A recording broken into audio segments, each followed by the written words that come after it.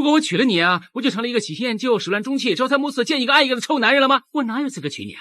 易天行，易天行可谓是苏有朋电视剧生涯中最累的一个角色。同样的戏份和不同的女演员演绎，不仅是演技大考验，也是演技新突破。从少年张三丰身上，你能轻易看到小鱼儿的身影；可从易天行的身上，你绝对看不出花无缺的迹象。痴是最能代表易天行的字，是情痴也是武痴。作为名剑山庄的二少爷，他在武学上的造诣可谓天赋异禀，是唯一悟透名剑山庄剑气心法中八剑齐飞终极奥秘的武学天才。可因我行我素、潇洒不羁的性格，并没有得到老庄主器重。在他云游时，父亲将他喜欢的女人嫁给了他的大哥。婚礼当天，云游归来的易天行挥剑劈下，强大的剑气瞬间把那些看热闹的宾客震趴，就连易云都差点招架不住。他深情地向嫣然述说曾经的美好过往，拉着嫣然要远走高飞。这惊世骇俗的举动激怒了易云，在易云眼里，易天行的抢亲是大逆不道的行为，是让名剑山庄蒙羞的可耻行径。在众多武林同道面前，他才不管易天行是不是和嫣然真心相爱，只知道山庄名誉高于一切。而嫣然也因为世俗礼节的牵绊拒绝了易天行，心爱之人转眼间成为大嫂，这强大的心理阴影搁谁能受得了？想象那这国花，对春风与红蜡，独群中自我风。伤心走出来的易天行回头看向明剑门的牌匾，他再也压抑不住心中的怒火，仰天放声怒吼，发泄心中的不甘和恨意，随即将那把独有的佩剑狠狠插在那块虚伪的牌匾上。从此易天行变成疯癫状态，浪迹天涯。游荡中在药王谷遇见一个小女孩，开玩笑的向她许下誓言，说10年之后就会娶她。殊不知这句戏言让她之后成了妻管严。10年后，冰心已经出落得亭亭玉立，跋山涉水从药王谷出来寻找易天行履行承诺。机缘巧合下，他来到张君宝所在的道观，用50两银子和一番天花乱坠的夸赞，成为道观内唯一的女徒弟。在随师傅去义庄抓传闻中的怪物时，竟见到了朝思暮想的易天行。易天行因练功走火入魔，体内真气乱窜的快要爆炸，幸好冰心拿出特制药丸救了他。随着渐渐缓和的真气，易天行晕了过去。这白色眼线的苏有朋真的很媚啊，难怪冰心会忍不住亲一口。苏醒后的易天行以早就心有所属为由拒绝了冰心的求爱。可是他已经去世多年了，你还是忘不了他吗？我今生今世都不可能忘记他的。是不是我死了以后你才能珍惜我？还没等易天行反应过来此话何意，冰心转身拔剑就要以身殉情。我活在世上也没有什么意思。此时张君宝神助攻建议易天行就地娶亲，别人当新郎官都是兴高采烈的，易天行却是满脑子10万个为什么。终于在要和冰心拜天地时，他想到了一个拒婚的完美理由，然后抛给众人一个早已预料到答案的问题：怎么才能算一个好丈夫呢？一个好丈夫不能喜新厌旧，不能始乱终弃，不能朝三暮四，更不能见一个爱一个。这从其他人口中得出的答案成了易天行悔婚的借口。那我为什么要娶你啊？什么？在他心里面，他最爱的一直都是嫣然，所以他没有资格娶冰心，更没有资格给她幸福。被易天行当众悔婚抛弃，冰心非但没有像周芷若和连一茜那样黑化发疯，反而是坚定地告诉易天行，自己不会就此放弃，更不会逼着他结婚。总有一天，他会用自己的行动感化易天行，让他心甘情愿娶自己。小蝶，我们走。你们或许觉得我很过分，可是我实在有不得已的苦衷，不许伤害他。就在刚刚，这条刀枪不入、力大无穷的大蛇还一口一个小可爱，如果不是有主角光环护体，就连张君宝都差点成了他的小点心。在大蛇马上就要吞掉眼前这个小甜品时，竟被易天行牢牢抓住尾巴，因为他觉得秦思荣长得太像初恋嫣然。此时凶猛的大蛇在易天行手中秒变麻绳，在所有人惊讶的小眼神中，易天行来了一波羽蛇乱舞，摇得这条凶兽怀疑蛇生。玩够了之后，易天行当头一脚直接把他送走。易天行径直走向秦思荣，口口声声说他就是自己朝思暮想的爱人。秦思荣一头雾水，不想搭理他，拉着张君宝赶紧离开。他可能是不好意思吧，不然旁边就是他的男朋友，他不敢认我。易天行信心满满开始了追爱之路。张君宝调侃秦思荣说：“你那个痴情的朋友又追上来了。”秦思荣起初还不相信他说的话，谁知下一秒一转身，鼻子就差点撞到易天行的门牙。易天行巧言解释自己并不是有意跟踪他，是老天爷的安排让他们再次相遇。只有一条路啊，沿着那条路走，一定会遇到。关天什么事啊？面对易天行的死缠烂打，秦思荣十分反感讨厌，生气的甩了他一耳光，让他离自己要多远有多远。易天行怎么也没想到会被心爱之人这般对待，虽然心里不舒服，可还是乐观安慰自己。吃得苦中苦，方为人上人。我要卷土重来，再接再厉。易天行秉承锲而不舍的痴情精神，再次找到秦思荣，表示从第一眼看见他开始，就已经决定和他一生一世永不分离。你有病！对，我是有病，我已经得了相思病。易天行不光武功厉害，这嘴皮子功夫也是一绝呀。此时易继风等人准备出发去营救岳飞，因为他们早已得到消息，奸相秦桧为了铲除抗金大将，蛊惑皇上下了11道金令，令岳飞回朝，并在岳飞回京途中设下埋伏欲铲除他。身为名剑山庄少庄主的易继风发动武林大会，准备带领各路英雄好汉去营救岳飞。秦桧为了有十足的把握，一方面命义女秦思荣混入义军中，去瓦解他们营救岳飞的计划；另一方面安排张君宝的三叔张启乔带领西域三魔等高手，去灭了前去营救岳飞的另一批江湖人士。而易继风这边，秦思荣担心一直跟着他的易天行会再次坏了他们的计划，便假装肚子痛和易天行提前离开了队伍。没多久，易继风这边也中了埋伏，没办法，张君宝只能带着其他几人去救岳飞。此时的岳飞已经被张启乔率领的黑煞死士团团围住，机智的张君宝用一个大马蜂窝，趁乱带着岳飞突出重围。在为岳飞擦伤口时，朝廷的第12道催命金令来了。岳飞明知回去必死无疑，可为了后背上精忠报国4个字，他还是走上这条通往阎王殿的慷慨赴死之路。临走前，岳飞将一个包袱委托给张君宝，让他务必转交给飞龙将军。此时张君宝还不知，就是这个包袱会在江湖引起轩然大波，为自己招来杀身之祸。岳飞回朝后便被皇上以有叛乱之心赐毒酒而死，一心追爱的易天行再次被秦思荣给甩开，四处寻找中来到一个怪异的村子，家家户户闭门挂上白灯笼，询问下才得知村子内出现专门掠夺妇女的恶魔。没走出多远，易天行就碰见一个被淫魔抓走的小姑娘，出于善心，易天行背着送她回家，谁知到了村子内，小姑娘直接扑倒在易天行身上要以身相许。易天行赶紧推开小姑娘，让她放尊重点，然后借口去附近找水喝。然而没走出几步，易天行就顿感头晕目眩，身后的小姑娘也露出得意的笑声，此人不是别人，正是西域四魔中的红娘。是你？在刚刚背着红娘的路途中，易天行已经不知不觉中了红娘的独门暗香，导致现在他浑身无力，一点内功也施展不出。被红娘迷晕的易天行又将面临怎么样的折磨呢？你杀了我吧！这么可爱的男人，我怎么舍得杀呢？啊！好有男子气概，我喜欢。在刁囊公主中，她被文梅儿灌醉，稀里糊涂睡到了床上。在绝代双骄中，被评估下药和慕容九有了夫妻之实。就在小编以为这次易天行又要被迫害尸身时，一向讨厌躲着他的秦思荣出现了。你不会和我争他吧？好不要脸！秦思荣虽然受命于秦桧，可他本性并没有那么坏，只不过一直以来受到秦桧和张启乔的误导，才会助纣为虐。得知易天行被红娘抓走后，他还是担心的前去营救。双方打斗中，秦思荣中了红娘的寒冰绵掌，而红娘也在得意时收到了秦思荣礼尚往来的雪影银针。两人逃跑路上，秦思荣寒冰毒发作，浑身发抖，巨冷难耐。易天行喋喋不休地让秦思荣回答他一个问题：是不是因为你舍不得我，不想那个淫魔害我？就算是吧，你满意了吧？这句话让易天行心中乐开了花，这无疑为他的追爱之路增添了更多希望。易天行带着穿成座山雕的秦思荣去客栈，店家以为他得了什么怪病，拒绝让他们入住。到底有没有房间？没有！易天行气得随手一指，震碎了数个酒坛。本以为这样会吓得店家就此妥协，没想到却助长了对方的气焰。秦思荣掏出一锭大元宝，直接让店家闭嘴收留他们。此时秦思荣体内的寒气已经快令他喘不过气来。易天行伸手试了一下鼻息后，抬脚将一个桌子踢到旁边，随着桌子移动路线，抱起秦思荣转圈来到拼接的桌子旁，小心翼翼把秦思荣放在桌子上，继而缓缓靠近秦思荣，为他做起了人工呼吸。几秒钟后，秦思荣坐起来推开易天行，毫不客气给了他一个大耳光子。为了帮秦思荣维持保住体温，易天行提议让他进行热浴，可中毒太深的秦思荣手臂早已经冻僵，没了直觉。为了保住他的性命，易天行对天发誓自己绝对是正人君子，不会趁人之危。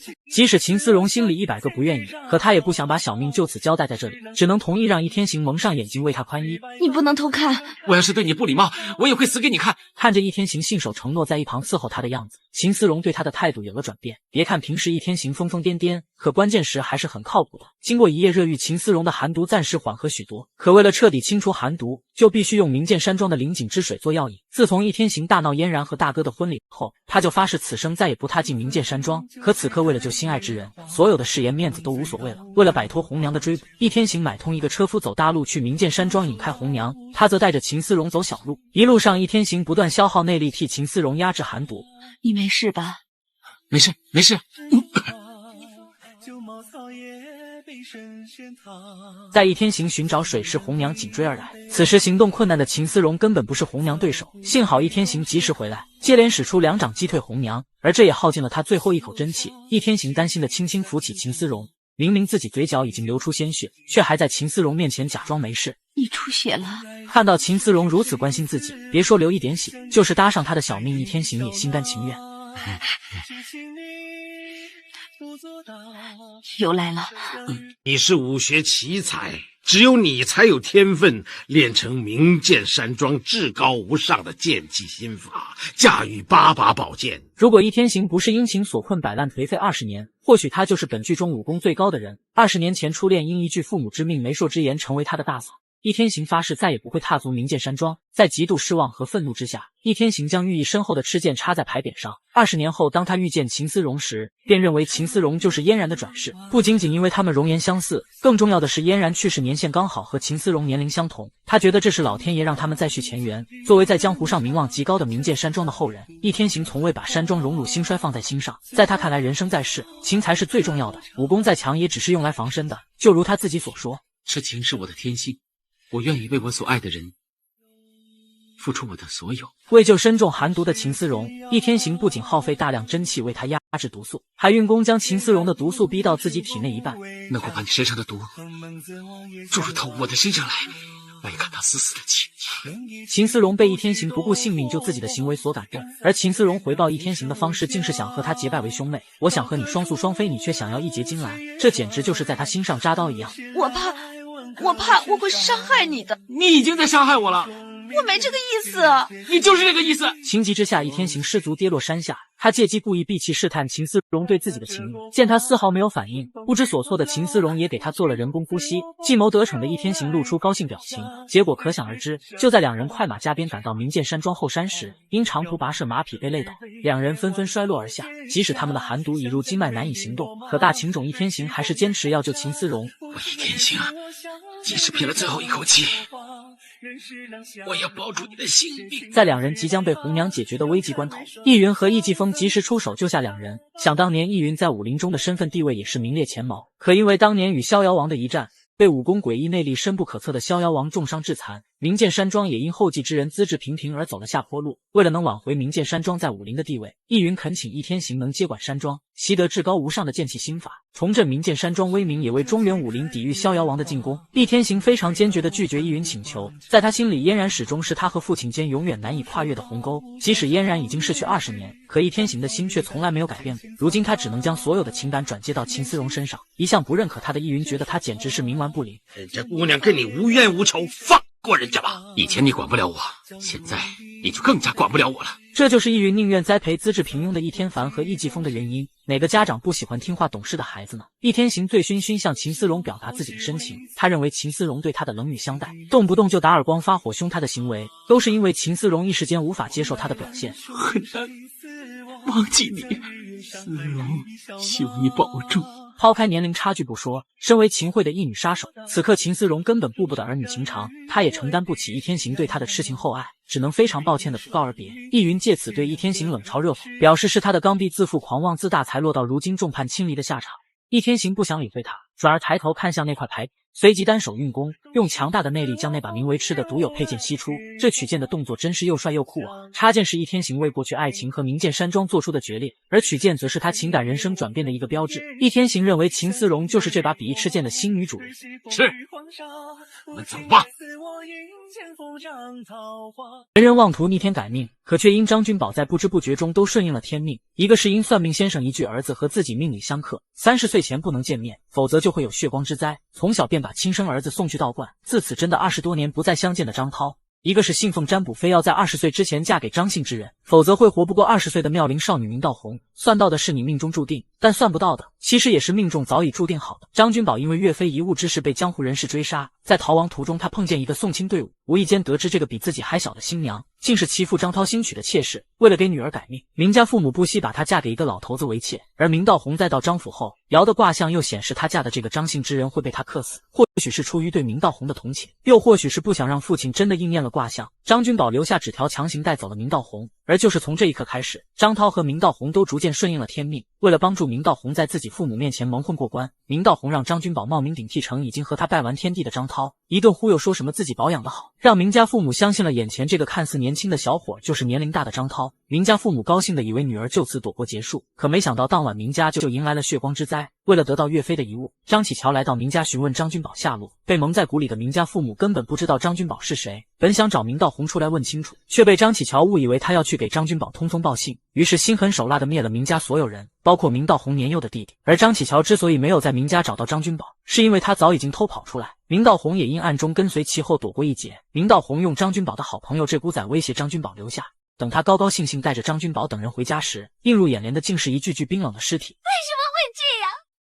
我家人一向跟人无冤无仇的。张君宝从唯一幸存者这孤仔口中得知，是自己给明家带来了灭门之祸。出于愧疚和同情，张君宝答应以后会照顾明道红。此时的明道红还不知自己会因张君宝活不过20岁。同样迷信的张涛，为了救被武林人士追杀的张君宝，也在无意间打破了曾经算命先生的话。由于张君宝带走自己后娘的事让张涛受到江湖耻笑，为维护张家的名誉，张涛决定解决明道红。张君宝拼尽全力保护明道红，引开张涛，并极力劝阻父亲不要枉杀无辜性命。张涛不但一句没听进去，还趁其不备将他打晕。就在这时，西域三魔出现，凤琴会之命要除掉所谓的叛徒张涛。单凭武力值来说，眼前三人根本不是张涛对手。可就在张涛准备使出狮吼功时，却被大蛇偷袭硬生生咬掉了手臂。紧接着他的三弟张启乔出现，背刺了他。此刻张涛才知道最信任的三弟已经背叛他。在张启乔猛烈攻击下，张涛最终死在了秦思荣手上。即使秦思荣出手只是为了让张涛快点解脱，可杀父之仇是无法改变的，这也成为以后秦思荣和张君宝爱情路上一座无法撼动的大山。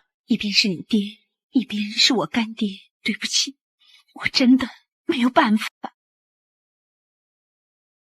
作为一部为《倚天屠龙记》试水的童年神剧，该剧不仅有难以复制、足以令后者望尘莫及的强大演员阵容，天马行空的武侠风剧情也让观众耳目一新。而让人印象深刻的，或许当属张君宝有和动物说话的特殊技能了，也就是凭借这门特殊语言，让张君宝遇见了此生最关键的贵人，一个疯疯癫癫、深藏不露的高僧成空。话说这真是一个奇特剧组，让高高在上的皇阿玛和五阿哥在此都变成了疯癫之人。机缘巧合下，张君宝凭借能和动物沟通的超能力，帮成空治好了毛驴儿子的相思病，替儿子找回来了他的小女友。此时他还不知这个疯癫转身就忘的怪和尚就是他要寻找的飞龙将军，而他也即将开启主角的逆袭之路。为了学得张君宝和动物说话的功夫，成功强行把张君宝掳到少林寺，剃光了头并藏在藏经阁内。得知他要找飞龙将军后，便谎称自己见过飞龙将军，用找飞龙将军作为交换条件，逼着君宝教他和动物说话，并让他抄写经书，直到自己学会和动物说话为止。无奈张君宝只能告诉他和动物说话的秘诀：黑芝麻哇，白芝麻发，黑芝麻白芝麻哇发哈。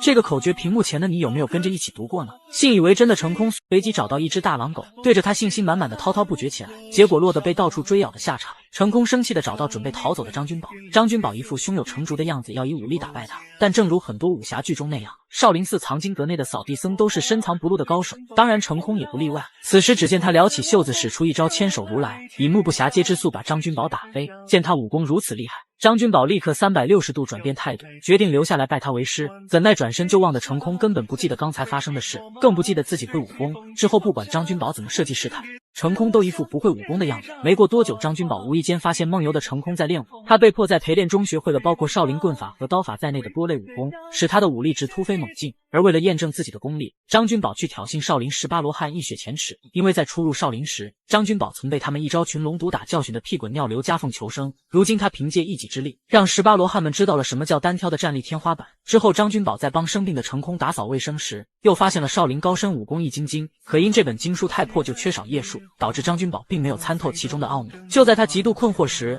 无意间发现藏经阁内竟然有孙子兵法，而且在这孤仔提醒下，他还发现了藏在经书下的盔甲和令牌，这让他不得不怀疑成空大师就是飞龙将军。但不管张君宝怎么帮他回想，失忆的成空也想不起来自己就是飞龙。可随后在和张君宝拉扯中，他竟突然停了下来。我现在教你罗汉拳。我没要你教我罗汉拳，我问你飞。还没等张君宝话说完，成空便开始了罗汉拳现场教学。虽然罗汉拳是少林绝技之一，但其招式谱式必须要配以雄厚的内力才能发挥出极致威力。成空将拳法传授给张君宝后，又给张君宝来了一招罗汉洗礼，将自己的内力传给他。强大的内力突然灌输体内游走，致使张君宝一时间招架不住晕了过去。醒来后，他摸着自己锃亮的大光头，混混沌沌的要去找成空大师，恰好碰见前去藏经阁内翻找岳飞遗物的张启乔。张君宝随手使出2招罗汉拳，便把张启乔打得怀疑人生，最后在一掌将张启乔击飞时，自己误入一个箱子内。而就是这一巧合，让张君宝彻底完成多级跳，晋升为武林高手。通过箱子内壁上的印度瑜伽术，张君宝悟通了完整版的易筋经，而接下来就是他一战成名的高光时刻。张君宝，现在要打的不是他，是我，看招！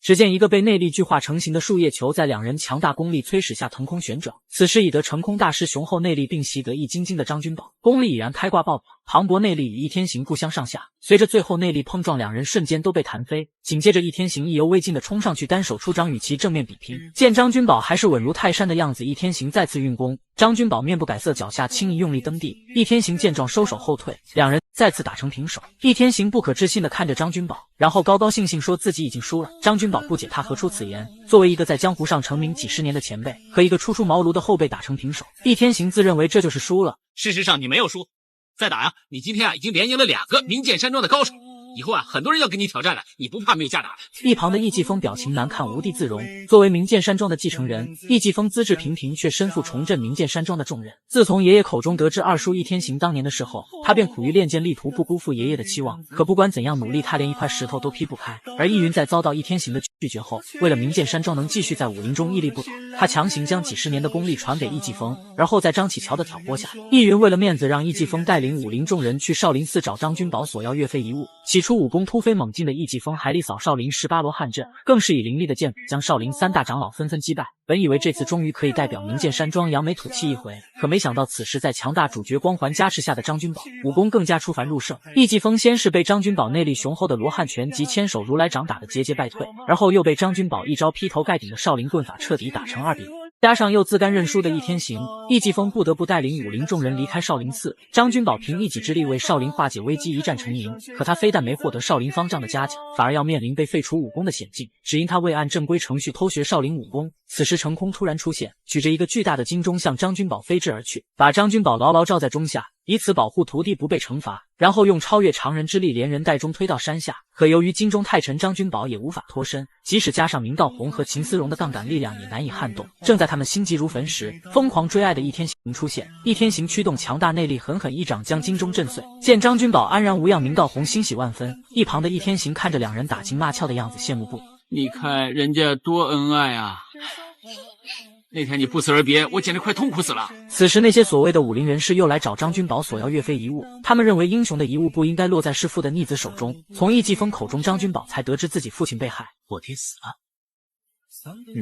他转而缓慢走向秦思荣，询问到底是怎么回事。秦思荣眼神躲闪，解释说当日救他时并未看见其父身影，面对武林人士的咄咄相逼，张君宝说岳飞的遗物只能交给飞龙将军，可那些乌合之众根本不相信，确有其人。谁说没有飞龙将军？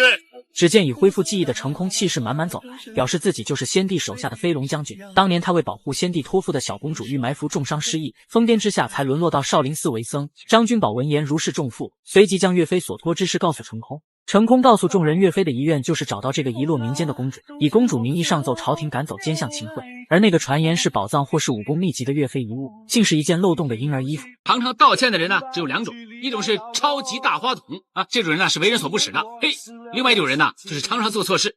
这种人是白痴，记住了。少林寺一战，易天行与张君宝不分伯仲，可他却自愿认输。即使他是百年一遇的武学奇才，但他很清楚胜负乃武者常事，人活着就没必要太较真。他更不在乎外界对他是否认同赞扬。反观败给张君宝的易继风，颓废丧气，一直纠结自己为什么得到爷爷几十年功力后还会输，完全不知天外有天人外有人的道理。其他人要怎么看呢？随他们去看。如果你真的在乎啊，就用实力证明他们看错。瞧你现在这个样子，那老头是怎么教你的？一点点挫折都受不了。以后出去外面别告诉人家是我易天行的侄儿。面对叔叔的另一番开导，易继风也只会说着对不起。易天行告诉他，男子汉不要轻易说对不起，当然除了对真心爱的女人之外。而不求胜败的易天行在面对秦思荣拒绝求婚时，竟卑微的跪下苦苦哀求。彼时早已爱上张君宝的秦思荣没有给他任何机会，还绝情地放出狠话：我不喜欢你，也不想再见到你，你不要再缠着我了。这句话一下子把易天行打到了地狱，于是伤心欲绝的他又想不开了。幸好被张君宝等人发现，情急之下张君宝向秦思荣借了一把飞镖，结果差点没把易天行送走。秦思荣出手救下易天行。易天行不但没怪张君宝，反而觉得他是自己的知音，对他而言没了真爱比死还痛苦。可不管他怎么央求，秦思荣也没有丝毫动容，这让易天行第一次对自己产生了怀疑，有了挫败感。他为什么要不喜欢我？我哪里长得不好？哎呀，我要去死了！这一幕真的是杜飞附体啊！就在易天行生无可恋时，张君宝一席话让易天行找回了自信。你想一下，一表人才的你，武功高强的你，前途光明的你，一个字可以形容的你，帅。这样优秀的他根本不用愁得不到女孩子喜欢。他告诉易天行，与其每天这样死缠烂打，倒不如来个距离产生美。易继风也建议叔叔出去走走散散心，可易天行却怕自己云游时秦思荣像嫣然那样被人给抢走了，于是为了保险起见，张君宝自告奋勇帮易天行看着秦思荣，不给别的男人接近他的机会。真的，有你一句话我就放心了。之后易继风回到明剑山庄，易云得知接收他毕生功力的孙子竟然输给了名不经传的少林小和尚，气得易云直骂他是不孝子孙，更对不起明剑山庄100年来的列祖列宗。爷爷的话让易继风感到无比沉重，这种无形的压力让他觉得十分痛苦。他在剑冢前跪了3天3夜，郁闷的他决定去大漠散心，也是为了寻找遗落民间的公主。只身前往西域的易继风意外在沙漠中救下西域4魔中的红娘，并在龙卷风来临的危急关头，以德报怨的不顾自身安危保护红娘的安全，自己却被强大的龙卷风带走。这时一个熟悉的身影出现，易天行快速跑向龙卷风，运功旋转进入龙卷风内，拉住被卷起的易继风，用力一掌打开一个缺口冲了出来。易天行将他安置在一个铁匠铺内，易继风好奇为什么他会在此地。易天行一脸伤心地说，为了一个字。什么字？情字。是不是为了秦姑娘？一说到她，我就伤心。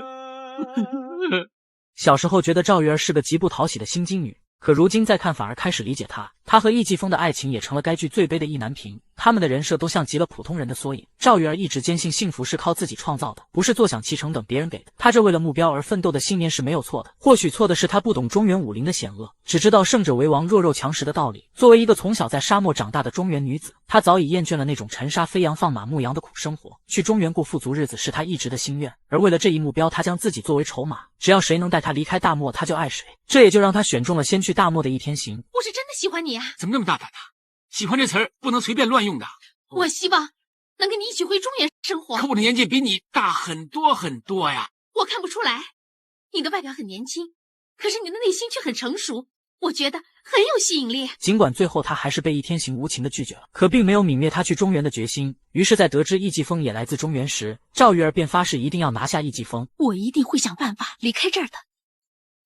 而此时的易继风也在大漠安定下来，这里慢节奏平静的生活让他感觉十分舒服放松。就像易天行曾经说过的那样，再强大的人在这里也会变得很渺小谦虚。为什么？无论你的武功有多高，你抵得过龙卷风吗？无论你的内功有多强，没有水你能过日子吗？本以为自己可以在这里过一段平淡生活，没想到赵玉儿的出现改变了他的一生。刚开始对这个性格爽朗豪放的乐观女孩，易继风有那么一点欣赏，可绝对没有男女之情的感觉。但赵玉儿却像抓住救命稻草般，百般讨好易继风，整天往他家里钻，为他送饭送菜补衣服。在两人被龙卷风吹到大漠中的月牙泉时，赵玉儿还高兴地拉着易继风去许愿。传说只要男女在泉水前诚心许愿，虔诚祈祷，泉中出现了两人的倒影，就寓意他们能永结同心，白头偕老。这只是传说，不能当真的。见这番间接表白，易继风都没有反应，赵玉儿便采取了更加主动的方式。我喜欢你。两人在沙漠中相互鼓励，患难与共走了3天。在赵玉儿快要绝望时，终于看见了寻找她的母亲。为了逼易继风接受自己，赵玉儿不惜拿自己的清白开玩笑。我和易大哥已经什么？孤男寡女的在大漠里走了3天3夜，难道你还不明白吗？一直爱慕赵玉儿的阿图恨不得杀了易继风，一旁的母亲一眼便看出赵玉儿在说谎。你看那小子一本正经的，才不像你颠三倒四的。就是这么一本正经的，将来才会对我言听计从。赵玉儿的话得到母亲认同，于是他去找易继风，拿玉儿的名节为借口让他负责任。易继风无奈说出自己来大漠寻找遗落的大宋公主之事，此时他还不知道眼前这个老妇人就是当年抱着公主逃出来的侍女。作为明剑山庄的少庄主，婚姻大事当由长辈做主。易继风以续回中原和爷爷商定为借口推脱婚事。帐外赵玉儿听见后伤心地闯进去，情绪激动的要寻短见，可即使这样，易继风还是坚持不能娶她。他一直铭记爷爷叮嘱的话，情之为物乱人心智，识人壮志。易云不想他步入易天行为情所困的后尘，所以即使他心中已对赵玉儿有了好感，也没办法给他任何婚姻承诺。他本想用逃避偷偷一走了之，然而还是被赵玉儿发现了。你就这么狠心？我从小就梦想着离开这个寸草不生的鬼地方，就是让我做你的奴仆，我都心甘情愿。你应该留在这里，这里有爱你的人。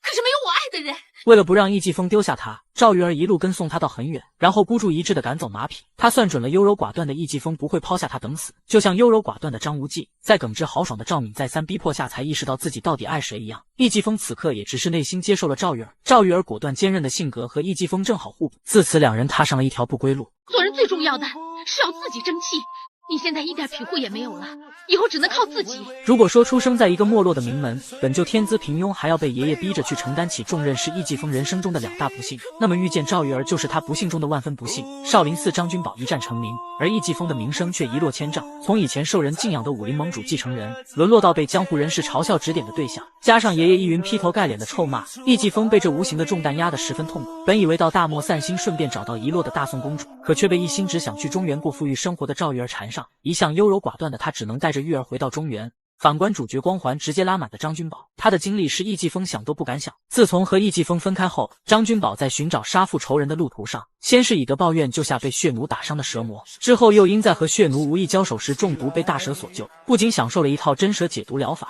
还和凶猛的大蛇成了好朋友。而后太虚子因和山西五鬼对战时，导致自己内力耗尽枯竭而死，张君宝又临危受命接手太虚关，成为了这帮吊儿郎当的哭丧团的师傅。而为了能带领这些徒弟走上正轨，他也因此成立了之后闻名天下的武当派，将太虚关所在的山命名为武当山。最后又为保护2个被黑狗帮欺负的徒弟，他轻而易举地打退了恶霸一方的帮派，成为了被当地所有人争先恐后要拜在门下的武林大师。然而这些都是小菜一碟，最高光的是易云将武林盟主的令牌给了张君宝，这一切还得拜他三叔所赐。为了除掉在江湖上名声威望极高的明剑山庄，张启乔将张涛的死嫁祸给明剑山庄，他让秦思荣故意带着张君宝去其父亲被害现场，意料之中发现一截被利剑削断的树枝，放眼整个江湖只有明剑山庄能有这等剑法。于是在张启乔别有用心下，张君宝随着三叔和其他那些乌合之众去找易云要说法。易云得知事情来龙去脉后，仅凭一招凌厉的剑气便自证清白。2个截然不同的切面让张启乔精心策划的阴谋不攻自破。而易云得知张君宝就是在少林寺打赢易继峰和易天行的人后，当即将武林盟主的令牌传给了张君宝。我没那个本事啊！你不要，就是不尊重。一旁的张启乔嫉妒的眼睛都快掉出来，于是深夜他便带人去血洗明剑山庄。易云因内力不足被张启乔重伤，最后不堪受到他们言语侮辱的易云拿起秦思荣的剑自刎当场。而为了让武林人士引起厮杀纷争，张启乔将剑冢内的8把宝剑散落江湖中。等到易继峰带着赵玉儿返回山庄时，看见的是易云冰冷的尸体和空荡荡的剑冢。易继峰将爷爷的死都归咎到自己身上，责怪自己没有早点回来，责怪自己不成才没有担起山庄的重任，否则爷爷也不会把毕生内力传授给他，导致爷爷内力大伤而被奸人所害。他愧疚悲伤地跪在爷爷坟前，不吃不喝不眠。然而一心想过富足生活的玉儿并没有离开他，而是坚持不懈地为他做饭送吃的，鼓励他要振作起来。赵玉儿用激将法告诉他，就算他这样折磨自己，爷爷也不会复生的。如果他真的追随爷爷而去，那只能让天下人耻笑明剑山庄的人没种无能，连报仇重建山庄威名的勇气都没有，只能像个小孩子一样在坟前哭。做人最重要的是要自己争气，你现在一点庇护也没有了，以后只能靠自己。如果你不能振作，你爷爷就是冤死，我用我来做赌注，如果输了，我就是你的。就问你这气势是不是很带劲儿？易继峰因明剑山庄被屠8把镇庄宝剑被洗劫一空而颓废自责，在赵玉儿言语刺激及鼓励下，他决定寻回宝剑重振山庄威名。2人无意间在一个赌场发现了8剑中的白玉剑，赵玉儿让易继峰去把白玉剑抢回来，可易继峰却拒绝了，他要找一个光明正大的方式。赵玉儿不明白他为什么这么优柔寡断，在弱肉强食的大漠，谁有本事把东西抢过去就是光明正大。但易继峰认为明剑山庄的100年基业已经毁于一旦，若是硬抢会让明剑山庄更被别人瞧不起，而且这些宝剑其实并不属于明剑山庄，是一家历代祖先用比武和德行方式赢来的。想到白玉剑如今落在赌徒手上，于是易继峰带上所有银两欲以赌赢回白玉剑。随着荷官快速摇动头子，易继峰耳朵微动，听头识别点数，而后毫不犹豫一次性梭哈所有银两压了小。当荷官掀开头中时，结果却是大，果然没有主角光环，运气都是背的，不仅没赢回白玉剑，还搭上了所有身家。易继峰又开始变得颓废起来，只能借酒消愁。这次赵玉儿没有劝他，而是在一旁陪着他一起喝酒。自小在大漠长大的赵玉儿酒量过人，他把醉得不省人事的易继峰送回去后，看着他嘴里念叨白玉剑的样子，赵玉儿决定要为易继峰做点什么。于是他再次来到赌场，用自己为赌注让对方再开一局。没想到荷官借机羞辱，让他亲一口表示诚意。为了易继峰，赵玉儿此刻也是豁出去。幸好老天爷垂怜这个不顾一切的女子，易继峰在哪跌倒的就让赵玉儿在哪爬起。小怎么不敢开了？你开呀！其实赵玉儿并没有十足把握，他只不过是想为易继峰增加一次机会罢了。他将白玉剑交给易继峰，告诉他这是自己光明正大从赌桌上赢来的。易继峰热泪盈眶，是感动也是感激。赵玉儿相信易继峰一定会扬名立万，而易继峰也暗自发誓定让玉儿过好的生活。紧接着第2天，他们便得知了绝命剑的下落。易继峰来到青城派，本想心平气和与对方谈归还宝剑之事，可不但遭到对方威胁性的正式迎接，甚至还叫嚣说明剑山庄已经没落，没有资格再拥有这些宝剑。这番话瞬间激怒易继峰，随即他使出一招凌厉剑气劈开牌匾，然后身法如风似影，快如闪电般的穿梭进人群。所到之处，那些小喽啰都被他隐形的剑气纷纷击倒。正在易疾风转身时，长春子携带绝命剑飞出，气势嚣张地对着易疾风直劈而去。易疾风快速夹住绝命剑，随即双手反击。长春子躲过此招后退到补边，借力再度出剑。易疾风一掌将他击飞空中，并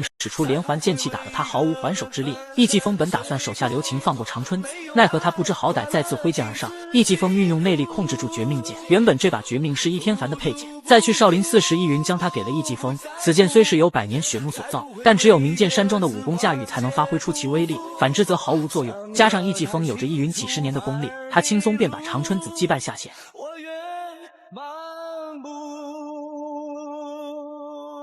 要论本剧中的搞笑担当，除了易天行，非张君宝这些半路收的徒弟莫属。练武可以偷懒的只有一种，就是天生极品。让我看看你们哪位是啊？张君宝让大师兄宋远桥打头阵耍个伏虎拳看看，只见宋远桥像模像样的施展拳脚，这卖力劲头和相对熟练的招式让旁边的师弟们投来佩服眼光，也得到了张君宝和明道红的掌声。可下一秒却被张君宝一席话打回原形。我叫你打伏虎拳，这套什么罗汉拳？下一个。于代言战战兢兢被赶鸭子上架，仔细琢磨回想学过的招式，然后使出一招看似很有力度的拳法，但接下来再看，一顿操作猛撸，仔细一看单招舞，打来打去只有那一招，整套拳只有一招吗？对，全套拳只有这一招最帅，所以我只打这一招。真是一人不如一人，到他这精简成一招了。下一个轮到之前负责哭丧的张松熙，这家伙是三人中最逗逼的存在。上来之后先是一顿原地小跑热身，然后一件又一件的脱掉衣服拿掉发钗，如果不是明道红在场，可能就真的要轻装上阵了。张君宝使个眼色让他开始，结果这货直接来了一波更加神奇的操作，和张君宝你来我往的使眼色。叫你打拳不是叫你跟我打招呼，你打呀！张松熙理直气壮地解释自己今天吃的太多还没消化，如果现在运动就会胃下垂，从而导致肌肉萎缩，进而影响学到的走位。说来说去就是一招也不会，一招都不记得是吧？从某种角度上这么说呢，我不否认。张君宝被这三个徒弟气得当即发威，怒斥他们天资愚钝还不努力，简直没救了。被张君宝如此不留颜面的责骂，他们觉得自尊心受伤，生气的纷纷离开。旁观者清的明道红替他们说话，怪张君宝刚才的训斥确实有点过分，再怎么说也不能拿他的习武天赋去要求别人。而且别看他们是大男人，其实心里也是很脆弱的。脆弱的就不是大男人。之后还是在这姑仔的劝说下，张君宝才意识到自己的错误，于是找到正在洗澡的三人，主动示好为他们搓背，与他们不分师徒的打成一片。然而在他们上岸准备穿衣服时，却被去找张君宝的明道红看个精光，搞得宋远桥三人尴尬不已。为了以后生活能更加随意，他们让张君宝劝明道红离开道观。那你们这群人还算人吗？没办法，张君宝十分难为情的去找明道红，怎知刚旁敲侧击的说了一半，明道红就使出女人的必杀技，伤心委屈的哭起来，搞得张君宝瞬间不知所措，紧接着又被明道红的灵魂三连问彻底干败。是谁在拜堂那天带我走的？是我。是谁死要送我回家，害得我家破人亡的？是又是我。是谁答应我死去的父母照顾我的？是还是我。你还有什么话对我讲？没有了，就当我没有进来过。临走，明道红还以自己心情不好让张君宝替他把碗洗了，中计了。经过彻夜苦想，张君宝决定要为明道红找一个如意郎君。明道红告诉他自己喜欢的类型是要比他高半个头，年轻英俊聪明，又要会武功能领导人，还要会讲笑话能照顾他一生一世，最重要的是这个人必须姓张。此时的张君宝还没反应过来明道红说的就是自己，于是他便带着徒弟假装成算命先生，去街上给明道红物色最佳人选。可等了一整天来的都是歪瓜裂枣的粗糙大汉，就在他们要放弃时，一个有型有颜的帅哥映入眼帘。张君宝赶忙跟上去，得知男子会武功叫张翠山后，兴奋问他姓的是哪个张。弓长张。干嘛啊你？宋远桥信心满满告诉张君宝，姓氏队长的帅还会武功，这不就是明道红喜欢的人吗？说完扛着张翠山就走了。那倒是啊。张君宝，张君宝，到底发生什么事了？你们干嘛打我啊？喂，还是我？张君宝这反应慢半拍的直男恋爱脑绝对和张无忌差不多。张无忌把赵敏送的珠钗给了小昭，气得赵敏命手下要剁了他的双手。而张君宝面对明道红那么明显只针对他的择偶条件，竟费尽心思去街上给他物色男友，还阴差阳错保回了张翠山。他是谁啊？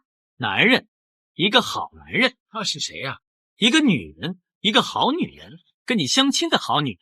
明道红被他这番操作惊住，张君宝高兴表示这就是符合他条件的弓长张的大帅哥。张君宝，我恨死你了！一头雾水的张君宝随即就迎接了一顿左右开弓的大光。明道红生气跑出去，张君宝追出去找到他，误以为他没看上张翠山，不仅像哥哥一样安抚明道红，还表示即使符合他条件的人找起来确实很难，但自己一定会竭尽所能让他满意。见这个榆木脑袋还是没转过来弯，明道红指着他说自己喜欢的人近在眼前。我？你呀？我？你呀？我？对呀？我？突然一吻让张君宝彻底懵逼了。一时之间也不知该如何是好，只能重复明道红的话对号入座。年轻又帅，聪明会武功，姓弓长张，还要高你半个头。我的天，不算明道红的发髻真的正好高他半个头，这回张君宝不得不面对了。其实自从张君宝将明道红从张府强行带走那晚，明道红在梦中梦见他开始，他就已经爱上了张君宝。面对明道红如此直接的求爱，张君宝表示自己还没有成家立业的心思，只想一心钻研武学，而且对他也没有男女之间的感觉。而为了证明张君宝是爱自己的，明道红问了3个看似合情合理的问题。如果我伤心的话，你会怎么样？我跟你一样伤心。那如果你有好东西，会不会跟我一起分享？当然会了，都市男肥嘛。最后一个问题，如果我和你养的宠物都置身火海中，你救谁？我2个都救。只可以救一个。好，那我就救你。明道红认为这些答案都证明了张君宝是爱自己的，并且两人的生辰八字也十分匹配，简直就是天选的如意郎君。生辰八字配，不代表你一定要嫁给我啊！我一定要嫁。你一定要嫁给我，可是我不一定要娶你啊！明道红伤心的负气离开，张君宝转而回去解决刚刚扇他的张翠山。被五花大绑的张翠山看见他就发疯似的要杀了他，拿回玄武剑替师傅报仇。原来张君宝为帮易继风寻回丢失的宝剑，曾与明道红在江湖上四处打听宝剑下落，无意间碰见了美若仙女的林雪燕。不是吧？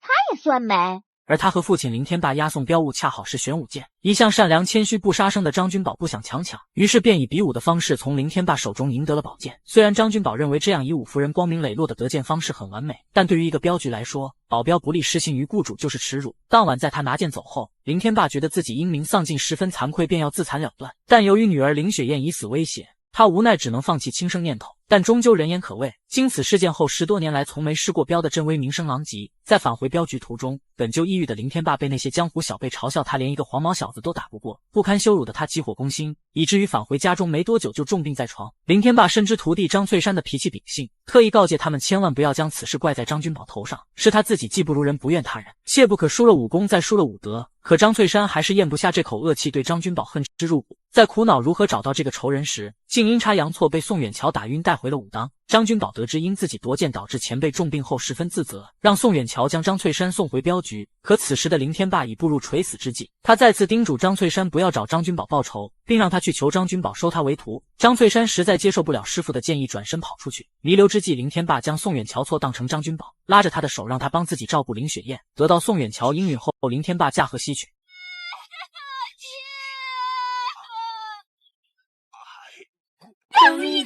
就断了，让死一次，容颜都枯萎，留下爱在世间。当年这句要死一起死的话虐哭了多少人？这个外号神婆的机灵单纯少女，终究没有逃过命中注定的结局。张君宝十分紧张地抱起明道红，一遍又一遍地问他是否没事。即使明道红已被强大的爆炸冲击波震得五脏俱裂，可他还是告诉张君宝自己无恙。当镜头转向张君宝触碰到他那血肉模糊的伤口时，不知屏幕前的你是不是和张君宝一样瞬间心痛。他缓缓将明道红揽入怀中，张君宝安慰他一定会没事，但明道红知道留给自己的时间不多了。他这一生一直都在占卜算卦，为他人算，为张君宝算，可偏偏没有算到自己会以为张君宝而死这种方式，去顺应那个不嫁张姓之人就活不过20岁的天命。自从他被张君宝强行从张府带走后，在四处漂泊途中便不知不觉爱上了他。他认准了张君宝是自己一生的爱人，一直不离不弃，誓死追随。其实他算的卦和预感一直都很灵验，只是张君宝从没重视过。当张翠山假意来投靠张君宝拜他为师时，明道红一眼便看出他别有居心。之后他还亲眼看见张翠山鬼鬼祟祟出现在后山。明道红再次以自己强烈的预感告诉他张翠山会对他不利，但张君宝却宁可相信张翠山的谎言，也不信明道红的预感。如果你相信我，就相信他。叫我相信他，除非让我死。你说什么？你让我重复多少遍我都会说这一句话。你让我相信他的话，除非让我死。不知此刻的张君宝是否后悔没有相信他的话。君宝本想带他去找林雪燕医治，可却被他拦住。你不要走，不要走。好，我不走，你也不要走。生命最后一刻，他只想依偎在君宝的怀抱里。明道红告诉张君宝自己真的很喜欢他，而张君宝也点头回应了他的爱。明道红知道他是在安慰自己，他强忍全身剧痛，开玩笑说着骗人。张君宝没有说什么，只是轻轻扶起他的下巴，心疼不舍地看着他，饱含愧疚地吻了上去。这是给他最好的答案。虽然明道红不是他最爱之人，却是他这辈子最亏欠的人。能够死在爱人怀里是他此生最大的幸福。随着那滴深情的泪水滑落，他知足不舍地闭上双眼，在张君宝猝不及防下缓缓倒地，再也没有醒过来。这一刻，时间仿佛静止，空气仿佛凝固了一般。张君宝瘫在原地半晌没有反应，他还没做好准备接受这突如其来的生离死别，还没履行要照顾他一生一世的诺言。张君宝失神的轻轻说着：“叫你别这么睡，就算要睡也别这样睡，会脑充血。”他压抑内心的极度悲伤，环顾身边，为明道红找个石头当枕头放在头下。这个迷信执着，甚至有时还会任性的蛮不讲理的无辜之人，就这样成为了张翠山复仇火焰下的牺牲品。看着重伤的张翠山，张君宝并没有发怒，他不明白为什么张翠山非要找他报仇。如果说他的死能换回活着的林天霸，那他愿意一命换一命，这样就不会连累明道红累得睡着了。他告诉张翠山，生命是很宝贵的，武功没有了可以再练，可生命没了就没了。我只宁愿你杀了我，干嘛连累他这么累？林雪燕并不懂张君宝的话，直到宋远桥哭着喊明姑娘死了，张君宝还一直重复着他只是睡着了而已。突然的打击让张君宝觉得自己做人很失败，他抹掉了曾经为哄明道红开心时话的强化，独自坐在那里回想他这一路来的经历。如果时光可以倒流，他希望回到从前在清风观和两位师傅无忧无虑的开心时光。他不会在乔装成马夫偷偷和师傅下山去参加武林大会，那样就不会因救下岳飞而被武林人士追杀。他也不会遇见明道红，不会让明道红全家因自己被不会让父亲因救自己打破算命先生的话而死，不会让两位师傅因维护自己而被武林人士出手重伤失去胳膊，更不会让明道红为救自己搭上年轻的生命。可惜世间没有如果。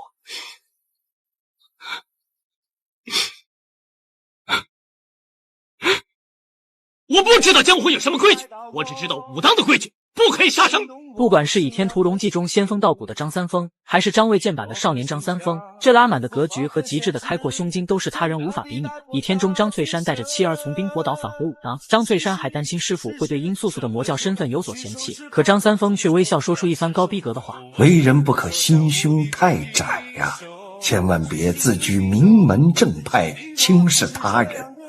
要知道这正邪二字原本难分，正派弟子若心术不正，便是邪徒；邪派中人一心向善，也是正人君子。而本剧中，当张君宝得知徒弟们要把张翠山和林雪燕进水为明道红偿命后，他及时出面阻止。要说明道红之死最伤心的莫过于他，但他却告诉徒弟们冤冤相报何时了，即使张翠山误杀了明道红，那也应该将他交由官府处置，而不是滥用私刑。他不但命令徒弟们放了张翠山两人，还在林雪燕请求下准备帮他医治胳膊，可张翠山却直言自己宁可残废也不接受张君宝的恩惠。而接下来张君宝一席话却让张翠山不得不接受他的医治。你讨厌我而已，没道理连自己的手脚、自己的师姐都讨厌。张翠山不明白此话何意，张君宝语气平和地点醒他，如果现在不接受他的医治，那就会残废，下半辈子都需要林雪燕来照顾。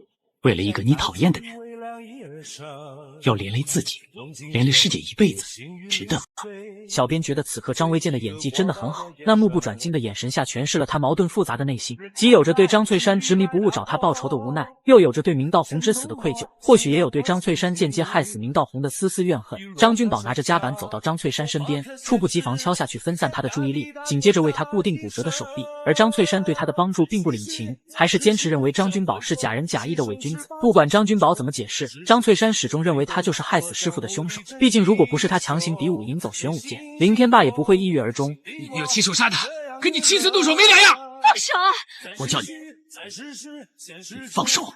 就是这句话瞬间让张君宝醒悟，他一心想帮易继风找回八剑，可却造成了我不杀伯仁，伯仁却因我而死的悲剧，还因此搭上两条无辜生命。此刻的他无比懊悔自责，不能为师父报仇，又要接受张君宝的恩惠。张翠山实在无言留在此地，于是要求林雪燕带着他离开了武当。通过明道红的死，张君宝感叹人生在世匆匆，数十个寒暑转瞬即逝，今日不知明日事。他觉得应该要用有限的时间去做一些有意义的事，这样才会不枉此生。于是他决定召开武林大会，推选一个新的武林盟主，带领武林人士去寻找流落的大宋公主，进而铲除奸相秦桧，收复河山。而此时易继风还在江湖中寻找宝剑下落，除了之前张君宝给他的玄武剑，还有剩余5把没有找到。由于他把所有身家都输在了赌场，剩下的钱只够吃2碗清汤面。赵玉儿看着他狼吞虎咽的样子，心疼的谎称自己吃饱了，把剩余大部分面让给了他。为了打破现在的窘境，在玉儿提醒下，易继风去找昔日得到明剑山庄鼎力相助的铁拳门，希望对方能借给自己100两银子渡过难关。所谓患难见真情，落难见人心，遇事才知人情冷暖。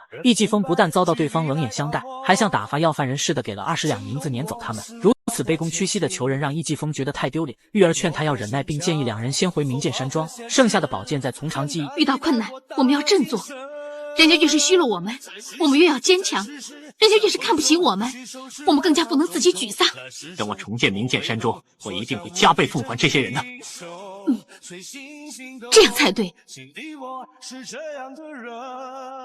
你把这4名剑士的功夫都练成，江湖上能胜你的人不出3个。除了没有主角光环，可能易继风的存在就是为了向观众证明，努力在天赋和悟性面前根本不值得一提。众所周知，他是本剧中最努力的人，但却是结局最惨的人。他既没有二叔易天行剑道奇才的天赋，也没有张君宝天资极高的悟性。易云和赵玉儿给的心灵鸡汤没少喝，鸡血没少打，励志口号也没少喊。我一定不会辜负你的厚望，我不会让你失望的，我绝对不会让你失望，我会给你带来幸福和快乐。但归根结底，没有硬件实力，那些全是一场空。编剧也总是喜欢为他安排一落千丈的剧本，本以为得到爷爷内功就可以在少林寺一战扬名立万，可却被同样突飞猛进的张君宝秒杀败北。而在他搜集8把丢失的宝剑，苦恼如何重振名剑山庄时，易天行又给了他新的希望。你可以开始练功了，可是我们现在就只有3把宝剑。易天行以极强内力破开藏剑台，取出那把名剑山庄真正的镇庄之宝琉璃剑，加上之前找回来的白玉剑、玄武剑和绝命剑，再凭借易云传给他的毕生内力，只要易继风慢慢练成4把宝剑上的武功，届时一定会成为武林中排名前4的存在。我能帮你的只有这么多了，剩下的就靠你自己了。别看易天行疯癫无所谓的样子，在刚回山庄得知易云被杀且连被谁杀的都不知道时，他先是不可置信，而后又疯狂撞柱子发泄心中的悲伤。不同于易继风在坟前不吃不喝自责愧疚的难过，亲人被杀山庄落寂，易天行的悲伤来得快去的也快，因为他一直明白一个道理：有日出就有日落，有起就有跌。名剑山庄曾经盛极一时，也应该会有衰落的一天。赵玉儿认为易天行太消极，应该鼓起斗志和他们一起重建名剑山庄。就凭你们2个！名剑山庄之所以能名动江湖，靠的都是一代一代的先辈们用血和泪打造出来，不是光靠喊口号和一腔热血就能实现的。你们做不可能的事情，我不会阻止你们，别把我拖进去。可能有人会说易天行不负责任，但换个角度，他也算是人间清醒。他给自己的定位一直很明确，他不想理会江湖恩怨，更不想追逐名利成就，只想当一个潇洒的大情种。赵玉儿为让易天行帮自己隐瞒在大漠中追着他带自己离开的事，假装没脸面对他们叔侄俩而哭。易天行不想再让自己的傻侄儿受到打击，承诺只要赵玉儿真心对易继风好，他便不会把赵玉儿为了离开大漠才和他在一起的事情说出去。玉儿极力反驳，表示自己是真的喜欢易继风。易天行冷笑质疑，以他的性格怎么会真心喜欢优柔寡断的侄子呢？赵玉儿解释，从来没有人像易继风这样真心真意的对他好，也从不像别人那样只想着占他便宜。但易天行觉得这样的感情根本不是真爱。怎么说，赵玉儿是为了追求荣华富贵才离开的大漠，如今易继风穷得叮当响，很难让人相信他是真心喜欢易继风。喜欢一个人是不会在乎他是贫是富的，我是希望过得好一点才离开大漠的，但是因为我觉得幸福是靠自己创造的，不是别人给的。他认为即使现在易继风一无所有，可自己会帮助易继风重振名剑山庄的威名，找回失去的一切。易天行反问他，到底是因为自己的荣华富贵帮助易继风，还是单纯的为了易继风这个人？这有分别吗？没有分别吗？只要名剑山庄能重振，就什么都无所谓了。易天行没有说什么，只是让赵玉儿答应自己一定要真心对待易继风，而赵玉儿毫不犹豫爽快答应。毕竟不管从私心方面还是大局方面，伤害易继风对他一点好处没有。易天行不禁感慨，这个傻侄子也不知不觉陷入爱情漩涡中。为什么易家的男人都会栽在女人的手里？不管真情也好，假意也罢，易继风还有赵玉儿这个红颜知己，这让易天行反省了一下自己的爱情经历。20年前初恋成为大嫂，20年后喜欢的秦思荣对他爱答不理，风流一生痴情一世的大情种，竟落得独自饮酒形单影只的可怜境地。世界上最痛苦的事情莫过于此。如果你能战胜我，你就可以当武林盟主，可是你已经没有机会了。如果没有主角光环和绝对实力，千万不要说大话，否则就是打着灯笼上厕所找死呢。曾是张君宝手下败将的易继风之所以能如此大放厥词，完全是因为二叔易天行告诉他，练成名剑4式江湖上能胜过他的不出3个。可易天行却忘了叮嘱他，一定要循序渐进修炼，切莫急于求成，否则就会走火入魔。偏偏此时易继风收到了张君宝武林大会的邀请函，这也成为他悲惨结局的催命符。得知张君宝的武当派风生水起，进展飞速，赵玉儿鼓励易继风要加紧练功，不能怠慢。武林大会的日子就是名剑山庄重振名声的日子。在赵玉儿殷切期盼下，易继风开始拼命练习4把剑的武功，甚至直接越级强行驾驭2把宝剑。此前天资平庸的他，连父亲易天凡的绝命剑都难以掌控，而且还在取琉璃剑时被强大剑气所伤，真是没有对比就没有伤害。易天行在拿琉璃剑时轻而易举，而易继风却差点搭上半条命。虽然最终练成了名剑4式，却已然走火入魔。为了不让玉儿担心和失望，易继风将身体异常状况隐瞒下来，信心满满的去参加武林大会。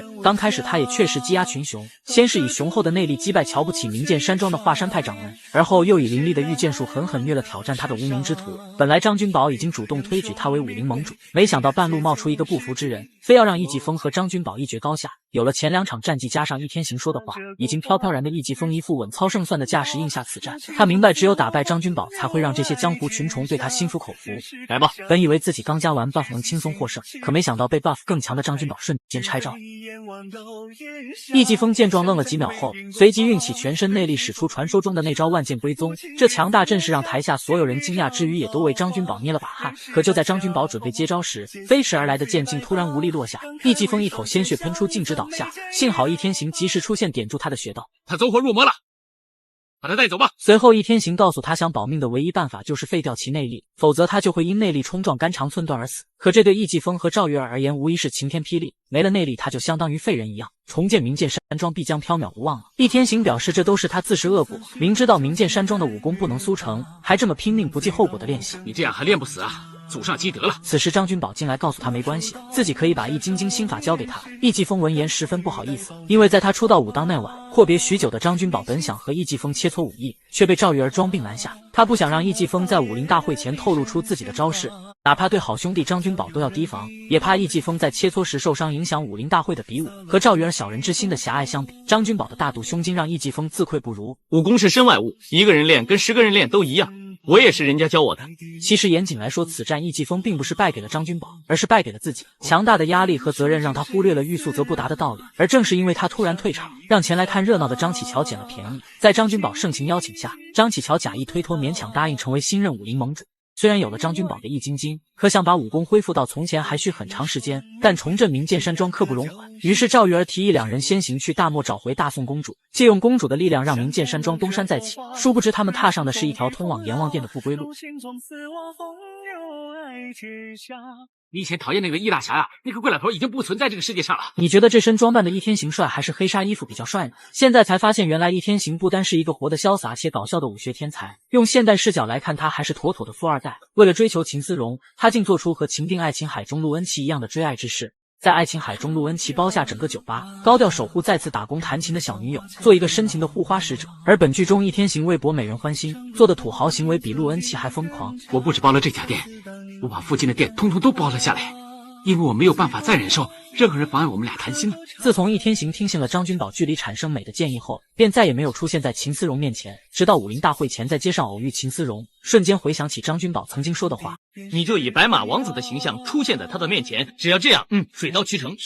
他马上给自己换了一个新发型，还穿上了华丽鲜亮的衣服，梦幻联动一下，这焕然一新手持扇子充满书生气息的翩翩公子形象，是不是像极了被杜飞附体的花无缺？秦思荣无奈问他到底怎样才会死心。我不会死心的，疯子，我是爱你爱疯了。易天行紧跟上去说要带他去个地方，秦思荣不耐烦地拔剑而出，不要再跟着我了，否则我杀了你。这次易天行并没有像之前求婚被拒后那样一哭二闹三上吊，而是包下整条街的客栈等秦思荣投诉时，奉上鲜花再次表达爱慕之情，包场送花深情表白。换成别的女人肯定会沦陷在易天行的猛烈追求下，可惜女一号必须搭配男一号，所以即使秦思荣再怎么感动的眼含泪光，也没有接受这份爱，转而借口说自己需要时间静静而离开了。怎知刚走出客栈，易天行就追出去问他考虑的怎么样。从里面到外面这么长的一段距离，你还没有想清楚啊？对于易天行来说，时间稍纵即逝，他可不想转眼间让秦思荣像嫣然那样被人抢走。于是他再次强烈邀请秦思荣去一个地方，他认为秦思荣去了那个地方就会看见他的改变，更会一发不可收拾的爱上他。为了尽快摆脱这个大情种，秦思荣无奈随他而去。两人来到一处正在装修的房子前，这是易天行专为秦思荣建的宅子。虽然他没有主角光环，但编剧对易天行是真爱。相比悲剧坎坷的易继风，日常生活开销都要靠赵月儿给别人洗衣服挣取微薄收入，而易天行却有包客栈盖房子挥金如土的经济实力。以前易天行一直喜欢云游四处漂泊，可屡次被秦思荣拒绝后，他开始反思，女人最想要的应该是有个安定的家，所以为了秦思荣，他愿意改变自己的喜好。他滔滔不绝地说着两人在这个房子内的美好未来憧憬，完全没发现秦思荣厌烦无语的表情。为了让易天行彻底死心，秦思荣只能告诉他自己已经有心上人了。晴天霹雳的消息让易天行难以接受，于是他火冒三丈地问这个人是谁。他是谁并不重要，当然很重要了，我要去跟他决斗。见他如此情绪激动，秦思荣更加不会说喜欢的是张君宝了。不要再跟着我了，我们之间是没有可能的。受到打击的易天行愣在原地，痴情总被无情伤。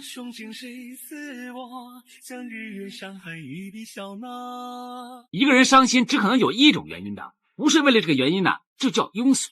你还真是武断呐，什么原因？爱情啊。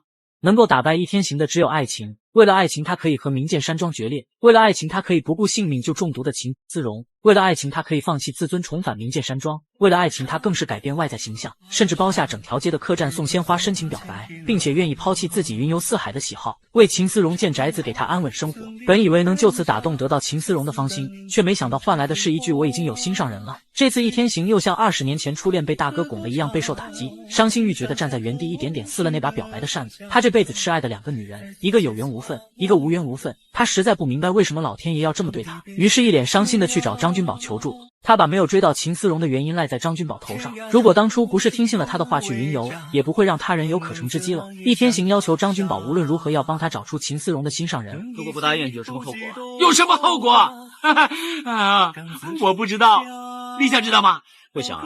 张君宝无奈应允下，奈何他实在不好意思向秦思荣开口，只能谎称说有个冷冰冰不爱说话还凶巴巴的朋友，拜托他给物色一个男朋友。但他实在不知什么样的男友适合这个朋友，于是他让秦思荣以女性角度给参谋一下。没想到秦思荣给他的回答瞬间让他惊住。那你就帮他找个会说笑的，像你一样，整天话多的不得了，这样就差不多了。我张君宝怎么也没想到秦思荣喜欢的是自己，更不知该如何向易天行交代。他问宋远桥如何才算喜欢一个人，宋远桥告诉他，只要你闭上眼睛，脑海中浮现的那个人就是你的中意之人。张君宝按话照做，可不管怎么闭眼，出现的都是在少林寺时朝夕相处的秦思荣。这一下子糟了。而此时的易天行又伤心的在屋顶哭起来。张君宝安慰他不要把爱情看得太重。易前辈，你样样都好，就一样不好，痴情。易天行觉得得不到理解而把他轰走。在张君宝刚要翻跟头下来时，易天行迅速拉住逼问他秦思荣的心上人查得如何了，有没有怀疑的对象。张君宝急忙解释说没有，并告诉易天行也别轻易怀疑别人，那样后果是很严重的。如果让我知道是谁横刀夺爱，我一定要宰了他。没过多久，易天行又来找张君宝，见他还是毫无进展，推三阻四的样子，便逼着让张君宝去问秦思荣一个问题，只要他回答了就知道他的心上人是谁了。如果爱一个人就愿意为他牺牲，他愿意为谁死就代表他爱谁。眼看这次实在躲不过去了，张君宝只能硬着头皮忐忑地去问秦思荣愿意为谁而死。如果要让我为一个人而死的话，我就为你而死。悄悄在树上的易天行听见这个回答后顿时火冒三丈，他怎么也没想到秦思荣喜欢的竟是最信任的小兄弟。他满身怒火地从树上跳下来，一掌把张君宝打入水中。秦思荣见状倒在张君宝面前，阻止易天行伤害他，更表示要杀的话先杀他。你再说一次。如果让我选择一个人为他而死的话，我就选他。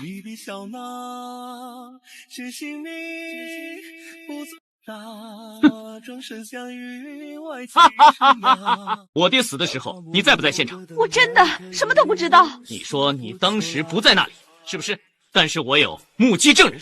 易天行因误会张君宝横刀夺爱而打伤他，在圣僧指点下，张君宝用易筋经调息，使伤势得到了好转。而他也从圣僧口中得知一件意想不到的事，那就是说他是杀我爹的凶手。此前从少林寺返回的张君宝在看望神秘师傅圣僧时，被秦思荣偷偷跟踪。圣僧见到秦思荣怪异地盯着看了许久，转而瞬间变脸离开，留下一个哑谜给张君宝。月亮高挂在明空，月影倒照沉水中。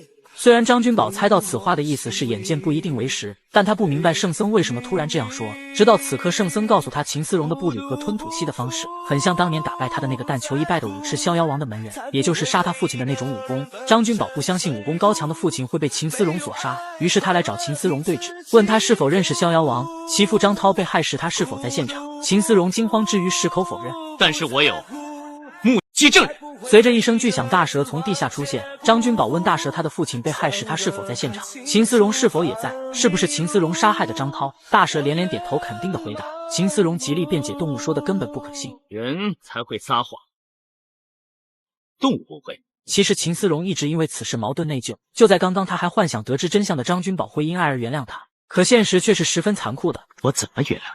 我怎么可以原谅？这样都原谅你了，我还是人吗？如果在大蛇没出面作证时，秦思荣主动承认，或许张君宝还可以原谅他。可偏偏造化弄人，相爱的两人因杀父之仇不能在一起，张君宝更是因为爱上仇人而不能替父报仇。此刻他们只能紧紧相拥，无声表达对彼此的感情，做最后的心灵慰藉。深夜，秦思荣找到张启乔索要更多食部销魂散，第二天他便将一碗汤药送到了张君宝面前，并告诉张君宝自己决定离开。张君宝以有伤在身还没康复为由间接挽留他，随即想都没想将汤药一饮而尽。此时秦思荣想起刚才张松熙的话，不如我帮你送去吧。好啊，你送去以后啊，就算是毒药他也会喝下去的。张君宝对自己的信任让秦思荣感动又愧疚，他含泪匆匆跑出去，一头雾水的张君宝紧跟着追出去，来到树林，正好进了张启乔的圈套中。张君宝不明白一向正直的三叔为什么会和他们混在一起，见张君宝开始毒发，以为胜券在握的张启乔私下伪装面具，得意地告诉张君宝，就是他带人杀了张涛，而且最致命的一击还是他最爱的秦思荣所为。就在张启乔准备送张君宝去九泉之下找他的父亲团聚时，张君宝瞬间变脸，连续使出罗汉拳，把张启乔击得连连倒退。你中计！张启乔见状，让所有人联合解决张君宝。秦思荣公开背叛张启乔，干掉所有银翼死士。虽然张君宝在少林寺学的武功足以对付张启乔，可张启乔那招独有的摄心术让他在毫无防备之下中招。随着那只无影手的摆动，张君宝瞬间在原地呆若木鸡，无力反抗。危机关头，秦思荣冲过来叫醒张君宝。清醒后的张君宝对着张启乔一顿拳脚输出，完全不给对方任何还手机会。最后在他摆出胜利的 pose 时，奔雷和闪电出现救走了张启乔。现在你应该相信我没有骗你了吧？我信，不过我爹他的死确实是因为你。你是明剑山庄的易天行吧？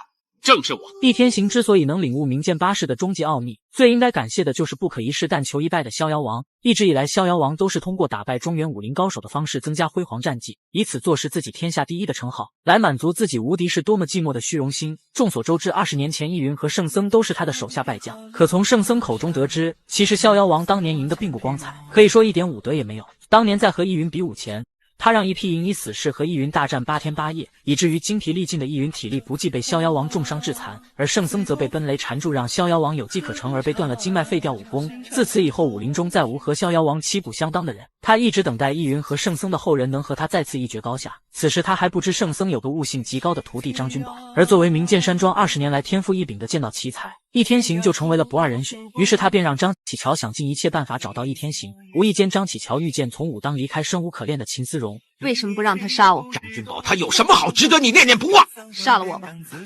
如果换成另一个人，张启乔肯定不会手软。可奈何他也早就对秦思荣动了心，所以不管之前秦思荣违背他的命令多少次，甚至临阵倒戈背叛他，张启乔都不忍心对他下手，于是将他打晕，对其施展摄心术，用他做诱饵引出易天行。思荣，你为什么要自杀？我也不知道。还没等易天行反应过来是怎么回事，西域红娘出现缠住易天行，张启乔趁机再次带走秦思荣，成功将易天行引到逍遥王面前。易云曾说逍遥王的武功十分诡异，别的不说，就这项阿飘式的出场方式真的很诡异。让逍遥王始料未及的是，明剑山庄出类拔萃的武学奇才竟是一个大情种，明明有着吊打所有人的习武天赋，却偏偏执着于儿女情长。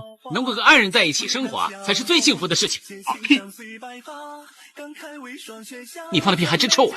话不投机半句多，逍遥王直接放出大招，凝聚出紫色能量球，而易天行也立马变得严肃起来，双手运功幻化出有形剑气在周身旋转，最后七剑齐发，与逍遥王的天罡正气来了一个正面硬刚。虽然易天行没有像易继风那样瞬间被秒，可也只是和逍遥王过了不到10招，就被他使出的寒冰真气冰封住。经此一战，逍遥王更加认为易天行是可遇不可求的对手，于是将他关在天绝牢内所在由寒铁铸成的铁球上，让易天行在此悟出明剑八式的奥秘，与他再战。易天行一副无所谓的样子，说自己手脚被绑没办法练剑。逍遥王告诉他，武学的最高境界即是唯心，只要头脑清醒，心里空明，修炼武功定会事半功倍。手脚招式的锻炼是给平庸人打基础的，高深的武术都是领悟出来的。易天行告诉他，明剑山庄的8式剑法，前7式还有固定的招数与心法可以修炼，第8式是靠每一代传人自己领悟。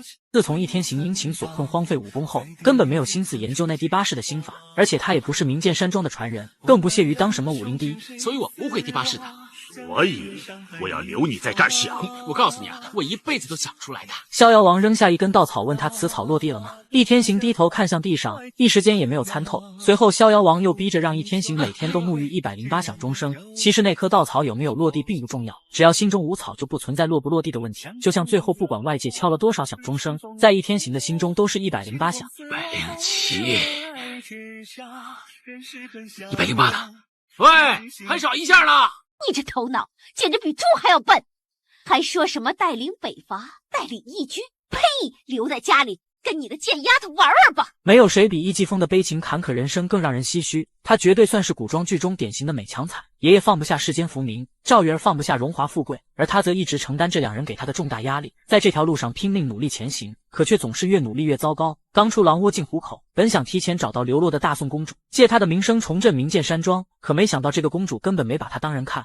为了找到公主，赵玉儿还差点被一群土匪玷污。由于易继风武功还没有恢复，两人在大漠中被打家劫舍的土匪绑走。看着心爱之人遭受如此折磨，异常愤怒之下，易继风爆发出奇迹力量，挣开绳子，3下5除2干掉一个小喽啰，紧接着用凌厉的御剑术瞬间秒了所有人。这是他第一次大开杀戒，他心疼地走到玉儿身边，男友力爆棚地说道：“别跑，有我在。”就是这5个字让玉儿彻底认定了易继风。两人以天为媒，以地为证，在山洞里结拜为夫妻。易继风和赵玉儿也算因祸得福。之后，易继风以女婿身份随玉儿回家拜见岳母大人。在玉儿恳请下，母亲说出自己的真实身份，原来她是大宋皇宫的侍女。当年皇宫被金人攻陷，整个皇宫的人都被金人掳走，太妃在被囚禁中生下了小公主，皇上不想让小公主也成为俘虏，就让玉儿母亲和飞龙将军带公主逃离出去。襁褓中的公主在逃亡中不幸中箭，自身难保的玉儿母亲便把公主放在一个游牧人的帐篷外，等她后悔返回想带走公主时，怎料那个游牧人已经拔杖离开，自此也就没了公主的消息。玉儿和易继风根据母亲描述的地点，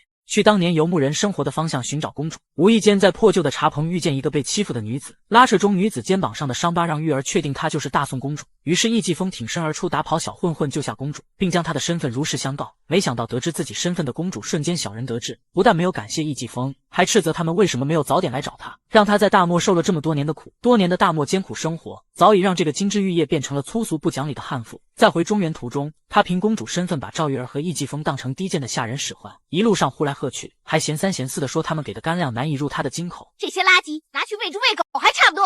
你太过分了！易继风为了顺从公主，不惜典当了自己的祖传玉佩来满足公主吃驼峰和熊掌的奢靡开销。但赵玉儿实在咽不下这窝囊气，不服就干，该对就对。你这是什么态度？我这是对付那些自以为是人的态度，你明白吗？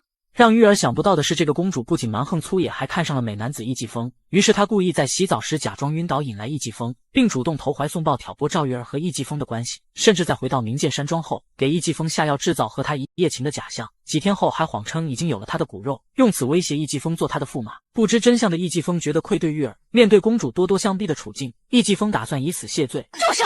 公主不屑地告诉他真相，并说出难听的话，对他人身攻击和侮辱。蠢材！人家几句话就把你搞得死去活来，看着老婆被我欺负，你也不敢作声，真是笑死我！最后嘲笑就他这比猪还笨的脑袋，想带领义军北伐灭金，简直就是痴心妄想。赵玉儿在门外听得一清二楚，她为易继风流下心疼的泪水。此刻在她心里，易继风已经超过了一切，她可以容忍公主对自己侮辱谩骂，可绝容不得公主对易继风这样。我宁愿你不做什么大事，不好找什么义军，人到无求，就不必再稀罕什么了。用8个字形容易继风让人心疼的坎坷人生，那就是屡战屡败，屡败屡战。好不容易练成了明剑4式，却走火入魔，内力尽失；又好不容易找到了大宋公主，却发现她是一个粗俗不堪、扶不起的阿斗。他和赵玉儿一路上悉心照顾，却换来公主变本加厉的百般刁难，甚至被公主下药假装睡了她，以此要挟易继风休了赵玉儿做他的驸马。见易继风不肯，便啪啪打脸，出言侮辱：“你这头脑简直比猪还要笨！”那些难听的话，赵玉儿听在耳里，疼在心里。比起自己一直梦想的富足生活，此刻她宁愿什么都不要，也不愿意易继风再受这个悍妇公主的窝囊气。虽然她曾发誓要不择手段离开大漠去中原过富足生活，可却在与易继风患难与共、朝夕相伴的日子里，已深深爱上这个被迫身负重任而不断努力却从不喊累的男人。山庄落败时鼓励他重新振作，陪着他找丢失的宝剑，武功练成时陪伴左右，走火入魔时也不离不弃。在这些过程中，赵玉儿已经越来越能吃苦，因为在他心中，易继风的地位已经超越了荣华富贵，甚至超越了世间一切，包括自己的生命。所以不管我吃苦还是受了侮辱都不要紧，可是为什么不得任何人侮辱我的丈夫？玉儿这番发自内心的真情表白让易继风感动不已，他也发誓一定要让玉儿过好的生活，于是决定尽快带公主去临安，将找到公主的事昭告天下，利用公主号召天下人心，干一番大事业。可现实往往和他所想背道而驰。张启乔竟先发制人，率先一步召开了武林大会，冒出一个比真公主更像公主的假公主，此人正是逍遥王的3大弟子之一闪电。相比真公主出口成脏、瞧不起人、不断作妖、自以为是、令人讨厌的样子，这个假公主反而端庄得体、漂亮大方，更有皇家气质，而对于亲生父母的态度更是天壤之别。真公主憎恨亲生父母，一生下来就把她丢弃，让她在大漠挨饿受苦。我要是找到他们，一定先赏他们2记耳光，见到他们的坟还要狠狠踢上2脚。反观贾公主却声泪俱下的感谢亲生父母赐予生命，更是不能为在亲生父母面前尽孝而伤心，还声称此次前来并不是来享受公主荣华富贵，以求在爹娘坟前一拜。这番煽情的言辞果然成功让天下人信服。此后闪电单独约见易继风，并给他奉上一份贵重的见面礼，不是别的，正是易继风费尽心思要寻回的4把宝剑。紫电、清明、无名、木铁。说到这里，小编产生疑问了：当初张启乔血洗明剑山庄时，剑冢台上明明是8把宝剑，之后易天行从剑台下取出琉璃剑，赵玉儿以自己为赌注赢回白玉剑，易继风血洗青城派夺回绝命剑，还有那个让明道红间接送命的玄武剑，再加上闪电归还的4把宝剑，难道说当初剑冢台上有1把剑是假的吗？回归正题，闪电归还宝剑的意图很明确，就是要拉拢易继风。可易继风明白他定和山庄被屠脱不了关系，如今8剑在手，应有尽远，重振明剑山庄指日可待，根本不需要投靠任何人为虎作伥。8剑齐飞，当年易云不是8剑在手吗？结果又如何呢？当年虽然易云8剑在手，可在他和逍遥王比武时并没有练成8剑齐飞，所以才被不讲武德的逍遥王重伤致残。易继风发誓总有一天他会练成8剑齐飞为爷爷报仇的。闪电问他明剑山庄的御剑秘诀是什么，易继风自豪地告诉他是剑意为主，剑气先行，以无形导有形。可闪电对剑法的感悟则是一个字：快。闪电告诉易继风，他师傅的武功在武林中无人能敌，即使他练成了8剑齐飞也打不过他师傅。此话让易继风第一次有了不安，原来真的天外有天，人外有人。良禽择木而栖，易公子，你该好好的想想啊。你资质太低，易筋经传授给你也是浪费，回去吧。我就不信，凭我自己的力量，我就不能成功。易继风的悲惨结局就是从此刻开始，历经无数次挫败，他终于在强大压力和世俗偏见下走上了黑化之路。作为在本剧中陪衬张君宝的绿叶，编剧对他的鞭子可谓从未停止过。刚出道亮相就被女主秦思荣抢了风头，带着武林人士去救岳飞，却阴差阳错让张君宝闻名江湖。同样都是被传内力赶鸭子上架大战少林寺，可张君宝却能一战成名，转而创立武当派，风生水起，而他却落得败走大漠爷爷惨死山庄落寂的凄凉境地。相比张君宝一路的贵人相助，除了有成空和圣僧这样的少林寺高手为师亲力受教，就连凶猛的大蛇都和他成为好朋友，而且还在圣僧点拨下找到了破解张启乔摄心术的办法。心计以心破气，虚实以虚御实，视而不见，攻无不克。又在因寻找师傅去武当的于连州的补心术帮助下，克服了自己的3大心魔，彻底不再怕摄心术的蛊惑。而易继风山庄被灭，爷爷去世，他得到的只是放荡不羁的二叔易天行的一句话和1把剑：你把这4名剑士的功夫都练成，江湖上能胜你的人不出3个。最惨的是，作为一个肩负重任的习武之人，易继风却因急于求成而走火入魔，失去内力。本想拥护遗落民间的大宋公主重振山庄，却冒出一个样样都强的假公主打乱他的计划。眼看文的不行，他本打算再走回武的途径，于是便想请教圣僧，希望对方给他指点1、2。可没想到圣僧连看都不看他一眼，转而看向了一碗牛肉面。张君宝还解释说圣僧实在太饿了才会无礼，但圣僧却表示想早点吃完便可传授张君宝易筋经最高心法。张君宝闻言迫不及待拉着圣僧出去，被忽视的易继风留在原地，心中隐隐不悦。即使这样，他还是跪在圣僧屋外10个时辰，希望用自己的诚意打动他，但换来的却是圣僧闭门不见的几句话：缘起缘灭，顺其自然，得失又何必看得如此重要？易继风并没有领悟圣僧的话，依然执着地跪在那里，直到大雨倾盆而下时，才等来了圣僧完全可以用3个字形容的回答：你不配。这句话燃起了易继风屡战屡败心酸背后的所有耻辱和不甘，也激起他对好兄弟张君宝的恨意。面对赵玉儿询问张君宝是否能帮他揭穿假公主的计谋时，易继风终于爆发出来：别再跟我提张君宝了！难道只有他能够做成大事，我就一事无成了吗？他实在不明白，难道自己真的样样不如张君宝？难道自己真的就是一块不可雕琢的朽木吗？只要有张君宝的地方，他永远都是被人忽视的失败者，永远被张君宝压在头上。加上圣僧那番扎心的大实话，难免让他自尊心受创，怀疑人生。我真的一文不值了吗？玉儿，不，他们不欣赏你，是因为他们不识货。确实，易继风的优点或许只有赵玉儿和张君宝能看见。他善良谦逊，有理重情重义，有正义有担当，而这些优点却都被武功平平的缺点给埋没了。护肤心切的玉儿提议与其拥戴那个粗俗不堪的真公主，甚至极有可能把江湖人士吓走的风险，倒不如投靠假公主。一来可以依靠假公主背后的强大实力重振明剑山庄，二来也可以打压张君宝。一直以来，之所以赵玉儿那么容忍无理取闹的真公主，完全是因为易继风要靠着她的名声在江湖扬名立万，重振名剑山庄。可如今看来，武林中的人根本没把她放在眼里，在那些所谓的正道门派眼中，她永远都是张君宝的手下败将。只要有张君宝在，她永无出头之日。我永远不要生活在张君宝之下。可易继风担心的并不是会被江湖正派唾弃，而是担心玉儿会因为她接近贾公主吃醋。之前在贾公主邀请易继风单独赴宴时，赵玉儿就担心贾公主色诱易继风，但如今这种情况下，玉儿大度地表示，在大是大非面前，儿女情长微不足道，毅然让易继风去投靠贾公主。我要叫今天所有看不起我的人，从今以后对我俯首称臣。我答应你，我一定会成功。此时他们怎么也想不到，所谓的成功之时，就是他们悲剧之时。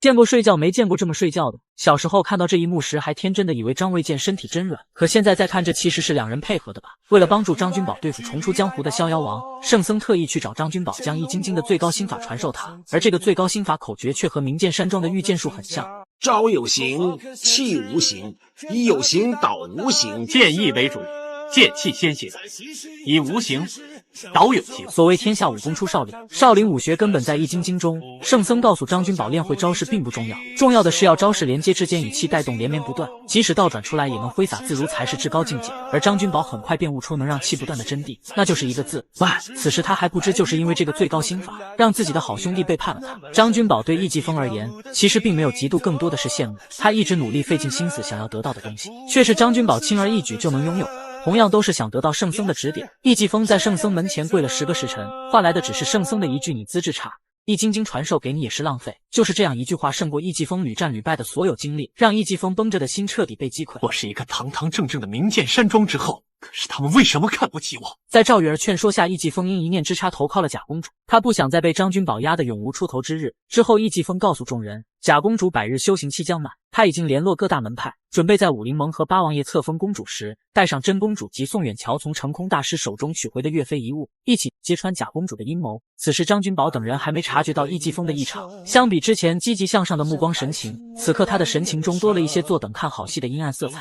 我要叫今天所有看不起我的人，从今以后对我俯首称臣。未查到被逍遥王抓走的各门派掌门下落，张君宝让于代言混入武林盟做厨子，无意间于代言得知身中抚心丸之毒的秦思荣竟被张启乔关在这里，于是他借用给秦思荣送饭机会，将一个纸条放入菜内。纸条中张君宝鼓励秦思荣不要放弃，并附上易筋经解毒心法，让他暂时压制毒素。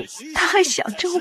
然而在册封大会上，张君宝正打算按计划揭穿贾公主身份时，怎知真公主已经被易继风和武林盟暗害，并且有了易继风的倒戈。当张君宝拿出岳飞遗物，也就是那件公主婴儿时穿的带有剑孔的衣服时，贾公主肩膀上自然也有一个疤痕。在众人一头雾水时，易继风站出来，理直气壮颠倒黑白，污蔑张君宝是惊人的奸细，声称是张启乔找到的公主，是张君宝图谋不轨，不但找一个假公主，还逼迫拉拢他来欺骗世人，被好兄弟临阵倒戈背叛。张君宝没有争辩，也没有发怒，只是似笑非笑的抱臂而立，就这么静静看着易继风接踵而至泼来的脏水。张君宝勾结金人，势力庞大，我为了不打草惊蛇，所以奖励附和。不仅如此，易继风还抓了张君宝的徒弟于代言。于代言本想在饭菜中下泻，要削弱武林盟的实力，没想到被对方当场抓包，加上被张启乔设心术迷惑的少林三僧说张君宝盗学少林武功，一时间张君宝被好兄弟推到了朝廷的对立面。八王爷一声令下炮轰这些武林人士，张君宝和张启乔过了几招后被引至树林，正好进入提前为他设下的圈套中。紧接着闪电和张启乔出现，联手攻击张君宝。虽然张君宝的武功已经是年轻人中的佼佼者，可面对逍遥王的两大弟子一起进攻，也难免处于下风。在接二连三被闪电和张启乔击中后，危急关头圣僧出现，此时逍遥王也从树上飘下来。逍遥王，我根本不会第8式，那冥界剑谱其实只有7式，那个8式是每代的传人自己悟出来的。所以我要留你在这儿想。为什么同样都是两大高手的后人，易天行第一次对战逍遥王时遭到冰封，非但没有被杀，反而是逼着助他悟出冥剑8式再战，而对圣僧的徒弟张君宝却是招招毙命。首先但求一败的逍遥王根本没瞧得起张君宝，在他心中只有像易天行那样江湖公认的20年来冥剑山庄天赋异禀的奇才才有资格和他对战，加上冥剑山庄有着100年历史，易天行又尽得剑气绝学真传，如果练成冥剑8式，那对于逍遥王来说无疑是最好的对手。其次也是最重要的原因，就是逍遥王并不单纯是但求一败的武痴，他还有着雄霸天下的野心。在册封公主大会前，皇上下旨封他为逍遥散人，统领江湖。从他这转眼的表情中就可以看出，皇帝老儿的赐封他根本不稀罕，毕竟凭借现在的武力值和3大得力弟子，他已经可以凭实力统领武林了。他对自己的武力值也是相当自信。无敌是最寂寞的，可惜呀，我命中注定不得不如此。从茂明公主的徒弟闪电在公主册封大会上宣读的先皇假诏书上，便可以看出逍遥王的野心事业。今令我大宋朝廷勇于惊人修好，不许再动干戈。逍遥王利用假公主欺骗朝廷，镇压正道之士，企图谋朝篡位。他所谓的事业是不利于大宋百姓的。相比一天行不问世事，只知道追爱的大秦种行径，张君宝就岳飞召开武林大会，找大宋公主抗金等正义之事，这些都与逍遥王图谋的千秋大业背道而驰，所以他才不会给张君宝任何成长的机会。于是便利用易继风精心为张君宝准备了这场陷阱。在张启乔把张君宝引到树林中时，起初逍遥王只派出3大弟子与他对战，直到圣僧出现，他才从树上飘下来。此时的张君宝并不知道逍遥王的武功到底有多，还非常自信地对着逍遥王叫嚣：“要杀了他！”圣僧自知今日难逃一死，所以他把多年来悟出的打败逍遥王的真谛告诉张君宝，那就是一个字：泄字。将对方之力卸去，不与他硬拼，借力打力以柔克刚。曾经圣僧告诉张君宝，打败逍遥王唯一的途径就是创出一种新的武学，因为逍遥王的武功是集百家所长，以致刚志快的武功和摄心大法独步天下。圣僧相信凭借张君宝的天赋，一定会创立出至柔至慢至阳的武功对付逍遥王。接下来圣僧拼尽全力与逍遥王殊死对战，为张君宝争取逃走时间。可张君宝眼看师傅要命丧其手，不自量力地冲上去要救师傅，但奈何逍遥王的武功实在太逆天，张君宝在他面前就像小绵羊一样被轻松拿捏，根本没有任何还手之力，不断的被逍遥王玩虐摩擦，还被逍遥王来了一招头部按摩。而圣僧也因保护爱徒被逍遥王毫不客气送去归西。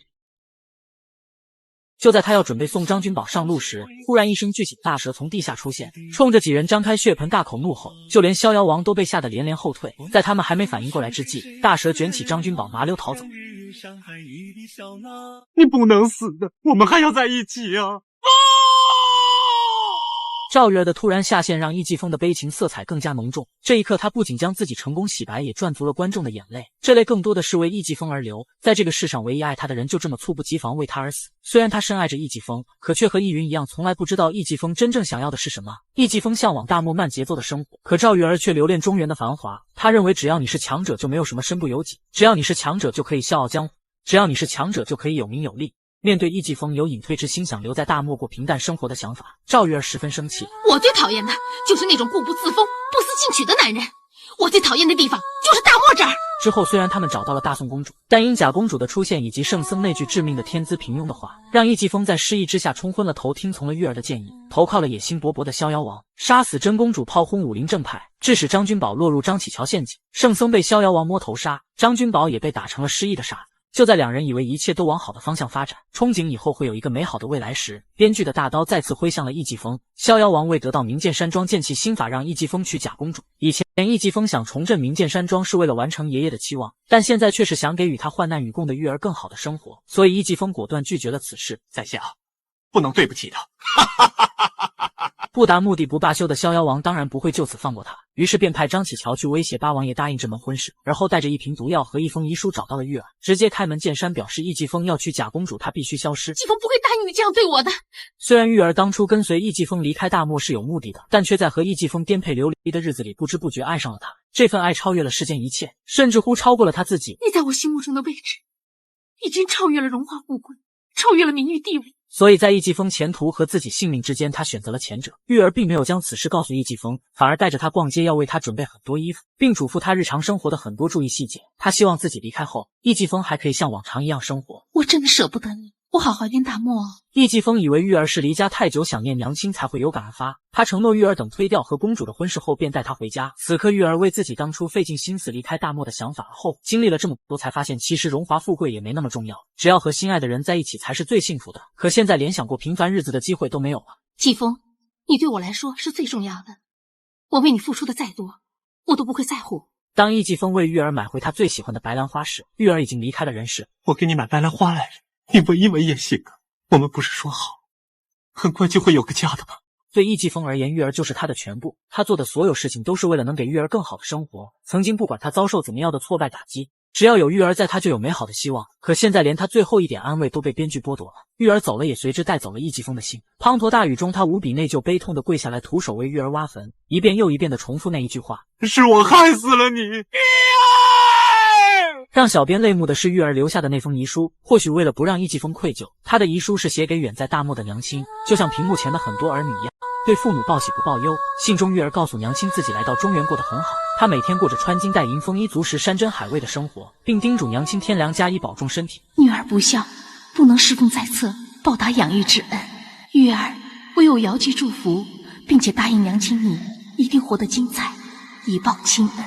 大禹浇灭了羿继烽活的希望，也燃起了他对逍遥王的恨。之后，他按逍遥王的命令娶了假公主闪电，他不会让玉儿死得不明不白。我一定会为你报仇的。虽然玉儿走了，可在羿继烽心里对他的爱却更加深刻。在他心中，玉儿是他一生一世的妻子。等报完了仇，我会完成你的心愿，带你回大漠去。我还会带上你最喜欢的白兰花，永永远远的守在你身边。谁能想到这个被表演胸口碎大石的人，竟是之后仙风道骨的张三丰。张君宝被好兄弟羿继烽背叛，落入张启乔圈套，被逍遥王重击头部。幸好关键时曾经在村民手中救下的蛇魔那条大蛇遁地而出，以迅雷不及掩耳之势救下张君宝。醒来后的君宝不仅失去了所有记忆，智商也变成了孩子一般，就连和动物说话的特殊能力都没了，还因为太饿想把好朋友鹧鸪仔烤了吃。阴差阳错下，他救了被追打的张翠山。张君宝。张翠山见他和羊群混在一起学羊叫等一系列怪异的举动，确定他真的变成疯疯癫癫的傻子后，故意整蛊说他不是一只羊，而是一只狗。张君宝听后认真的学起狗叫，并咬着张翠山的腿不放。你干嘛咬我呀？你狗是会咬人的吗？无奈张翠山只能告诉他叫张君宝。那我们是不是好朋友啊？不，是仇人。曾经为了帮羿继烽找回名剑山庄丢失的宝剑，张君宝以比武方式从张翠山师傅手中赢回了玄武剑，导致第一次失标的林天霸抑郁而终。所以张翠山一直视张君宝为仇人，奈何自己的武功实在太弱，根本打不过张君宝，于是他决定趁人之危，先把张君宝带回去虐完一番，再替师傅报仇。张翠山告诉张君宝，他以前是个人人得而诛之的大坏蛋，对他一顿棍棒相加。虽然张君宝失意可功力，却丝毫未减，即使张翠山使尽全身力气打得手都痛了，但张君宝还是完好无损。轮到我打你了。不要了。没关系啊，你刚才打我一点都不痛，你看看根本不痛啊。张翠山解释两人是朋友，所以张君宝不能打他，并表示刚才打君宝是为了帮他恢复记忆。张君宝信以为真，央求他再次打自己一次。拜托了。不要了。见他还想主动挨打，张翠山想到了一个更好玩的办法。翌日张君宝就成了他卖不要的活招牌。只见他抡起大铁锤狠狠砸向张君宝，一旁的观众都替张君宝捏把汗，但张君宝却面不改色，鼓足劲，一副无所谓的样子。最后不过瘾的张翠山又原地起跳助攻一锤子下去，还不起来！有了这场逼真的表演，张翠山的大不要很快被哄抢而光。即使这样，张翠山还是没放过张君宝。回到家中时，把他像狗一样绑在屋外，留他看家，自己则出去买东西。张君宝就这样躺在地上，不知不觉睡着。灶台内的柴火一点点蔓延而出，直到把张君宝烧得疼醒。可由于他被绑着，根本没有自救的能力。幸好这时外出采药的林雪燕回来灭火救了他。仔细一看，此人竟是他仰慕许久的张君宝。从张翠山口中，他知道了张君宝的情况，于是便想帮张君宝唤醒记忆。可每当张君宝想起那些零碎的记忆时，都会头疼欲裂。没办法，林雪燕只能让张翠山将他打晕。虽然张君宝失忆了，可撩妹的技术却大步提高。你看我干嘛？喜欢看嘛。你漂亮吗？一旁的张翠山实在看不过去他这么调戏师姐，便找个理由又带着他去出摊。怎知这次却遇见了同行，对方表演的铜皮铁骨下油锅，引得群众惊讶之余连连叫好，就连张翠山都忍不住要为其鼓掌。可下一秒，张君宝竟抱起大锅一饮而尽，又在群众中走了一圈，漱口评价道：怎么那么难喝啊？同行见到有人竟敢当众踢馆，于是便提议来一场正式对决。比赛内容就是看谁在水下憋气时间长。胖男人一副稳操胜算的告诉张翠山，他们曾以打鱼为生，水下憋气是他们的特长。张翠山闻言心中隐隐不安。此时不放心的林雪燕赶来，张君宝凭借强大内力和易筋经的吐息方法轻松碾压对方，直到在林雪燕和张翠山担心的催叫下，他才从水中抬起头。以后翠山平时就这样卖药啊？是啊，他今天算是对我好的了，都没有用锤子锤我了。他应该是唯一一个不被人讨厌的第三者吧。张君宝和林雪燕这段短暂的爱情，充分说明了什么叫在错的时间遇见了对的人。木木认为胡静饰演的林雪燕绝对是本剧中最好的女子。作为一个精通医术的女镖师，她不仅落落大方、善解人意，颜值方面更是无可挑剔。从最初的擦肩而过到失忆后的第一眼，张君宝对她的颜值称赞丝毫未减。你好漂亮，美到杀死人的那种。而此时张君宝的追爱方式也是很纯粹，那就是要把自己认为最好的东西都给他，为他分担工作，让他不那么辛苦，主动要求陪他上山采药，替他给病人抓药。虽然错误不断，可这些都代表了他对林雪燕的真心。我让你放一点山楂给人送药啊。山楂？那你现在是吃山楂呢，还是吃药呢？遇见喜欢吃的糖葫芦，君宝只吃一颗，剩下的留给他。为了给她买漂亮布做衣服，还遭到店老板的殴打，只因前一日林雪燕无意间的一句话。你说哪一匹最漂亮啊？这个不错。说到这里，肯定有人会问，他是不是没给银子？答案是他给了，但却跟没给一样，因为张翠山故意把石头当成银子给了君宝。看着张君宝偷偷留下的一块小布料，林雪燕既感动又心疼。之后为救被病人传染风寒的林雪燕，张君宝竟爬上床与她近距离接触，还在冷风中让张翠山不断泼凉水，只为让自己感染风寒以身试药。经此事后早就对张君宝倾心的林雪燕彻底破防。如果救了你，送了这条命也值得呀。而且一直针对他的张翠山也转变了态度。在此之前，张翠山可没少虐待他，不仅把他当成活招牌表演大捶碎胸口，还把他当成狗绑在柱子上让他看家，又故意把他留在集市上丢弃他。即使这样，张君宝还是一口一个山哥把他当成好朋友，甚至在危险来临时挡在他前面。你咬我，咬头也行啊，但不准咬我的好朋友。咬啊！就这不要命的气势，连狗都怕。患难见真情，日久见人心。张翠山自此以后也把君宝当成了好朋友。这段时间可以说是张君宝最快乐无忧无虑的时光。可随着秦思荣的再次出现，张君宝和林雪燕的这段感情也即将破灭。自秦思荣从张启乔口中得知张君宝被逍遥王灭了后，便一直不相信张君宝会死。于是他勤加练习易筋经的解毒心法，控制毒素，用计打晕看守，从天绝牢逃出去。当他来到武当，看见昔日风生水起的道观一片狼藉时，以为真的和张君宝阴阳相隔，无比悲伤自责懊悔的跪在那里。此时这股仔叼着一个纸条飞来，那是林雪燕写给宋远桥的。从纸条中，秦思荣知道了张君宝的下落，便一路打听找到了君宝。但此时他已经完全不认识曾经的爱人。你怎么可能不记得我呢？君宝，我是蓉儿啊。从林雪燕口中，秦思荣知道了张君宝失忆变傻后，在羊圈把自己当成狗的非人生活。秦思荣拿出当初在少林寺时张君宝送他的木刃，想用爱唤醒他的记忆。见张君宝还是什么也想不起来，直接给他来了一个壁咚强吻。转身，张君宝就把这事告诉了林雪燕，林雪燕当即生气离开。秦思荣上前解释自己是想帮君宝找回记忆，可林雪燕认为失忆的张君宝才是最开心没有烦恼，不用再管江湖恩怨武林争斗。回忆是属于君宝的，他有权知道自己的过去，有权找回真正的张君宝。你只希望他和你在一起，难道你希望张君宝一辈子像个傻子一样吗？或许林雪燕是有私心，她只不过是不想失去君宝罢了。而后张翠山的一席话终于让林雪燕想明白了，现在的他根本不是真正的君宝，他只是你一厢情愿的玩伴。林雪燕拦住准备离开的秦思荣，承认确实是自己太自私了。她恳请秦思荣留下来一起为君宝寻找治疗办法，让他做回真正的自己，去选择心爱的人。你人真好，要是换了我的话，可能没有这么宽容，有机会给别的女孩子。我相信你跟我一样，都希望君宝得到真正的幸福，对不对？你不要叫我叔叔了，你不忠不义，你枉为人。易继风与虎谋皮投靠逍遥王，背叛张君宝，致使心爱的妻子玉儿被逍遥王逼迫为他而死。幡然醒悟后的易继风开启了复仇计划。他先是假意顺从逍遥王，娶了假公主闪电为妻，而后从他口中套出失踪许久的叔叔易天行下落，并利用闪电想得到明剑山庄剑气心法的心理，引诱他主动带自己去天绝牢见易天行。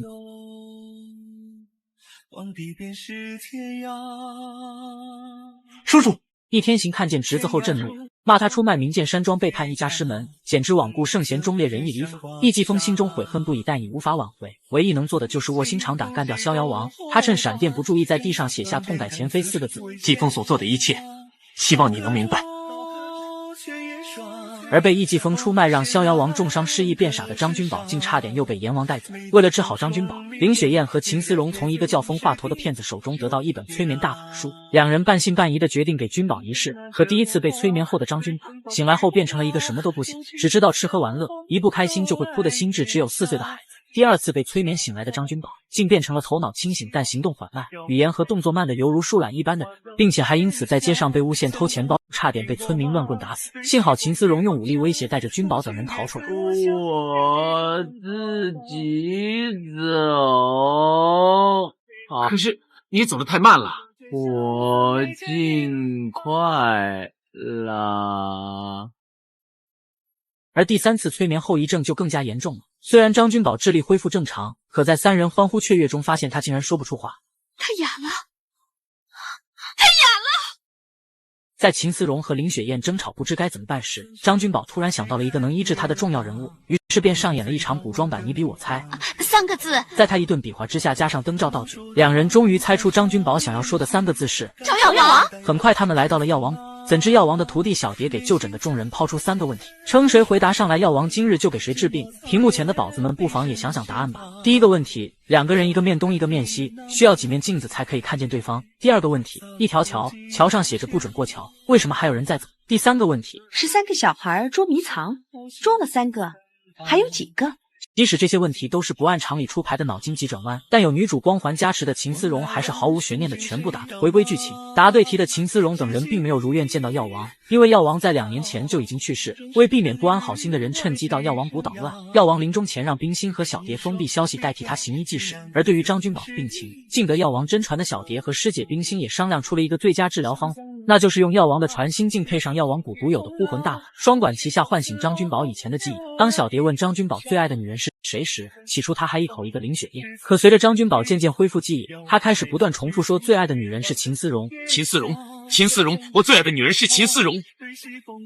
林雪燕高兴激动地拥抱君宝，从君宝左右闪烁的眼神中便可以看出，他对林雪燕的感情已经结束。此时秦思荣正按照小蝶的吩咐，前往峨眉山找药王的师妹阴风老妪求赐万灵断续膏。如果不是秦思荣在白天时帮助过阴风老妪，可能脾气古怪的阴风老妪根本不会见他。阴风老妪一眼看出秦思荣中了辅心丸之毒，表示可以治好他体内的毒素，但秦思荣坚持宁可自己没命也要万灵断续膏救张君宝。他死了，我活着也没有什么意思。阴风老妪见他为了一个男人连死都不怕，便提出可以给他万灵断续膏，但要求他救完心爱之人后回到阴风岭陪他坐禅直到他死。你来了之后再也见不到你的情郎了，我答应你，你真的不后悔？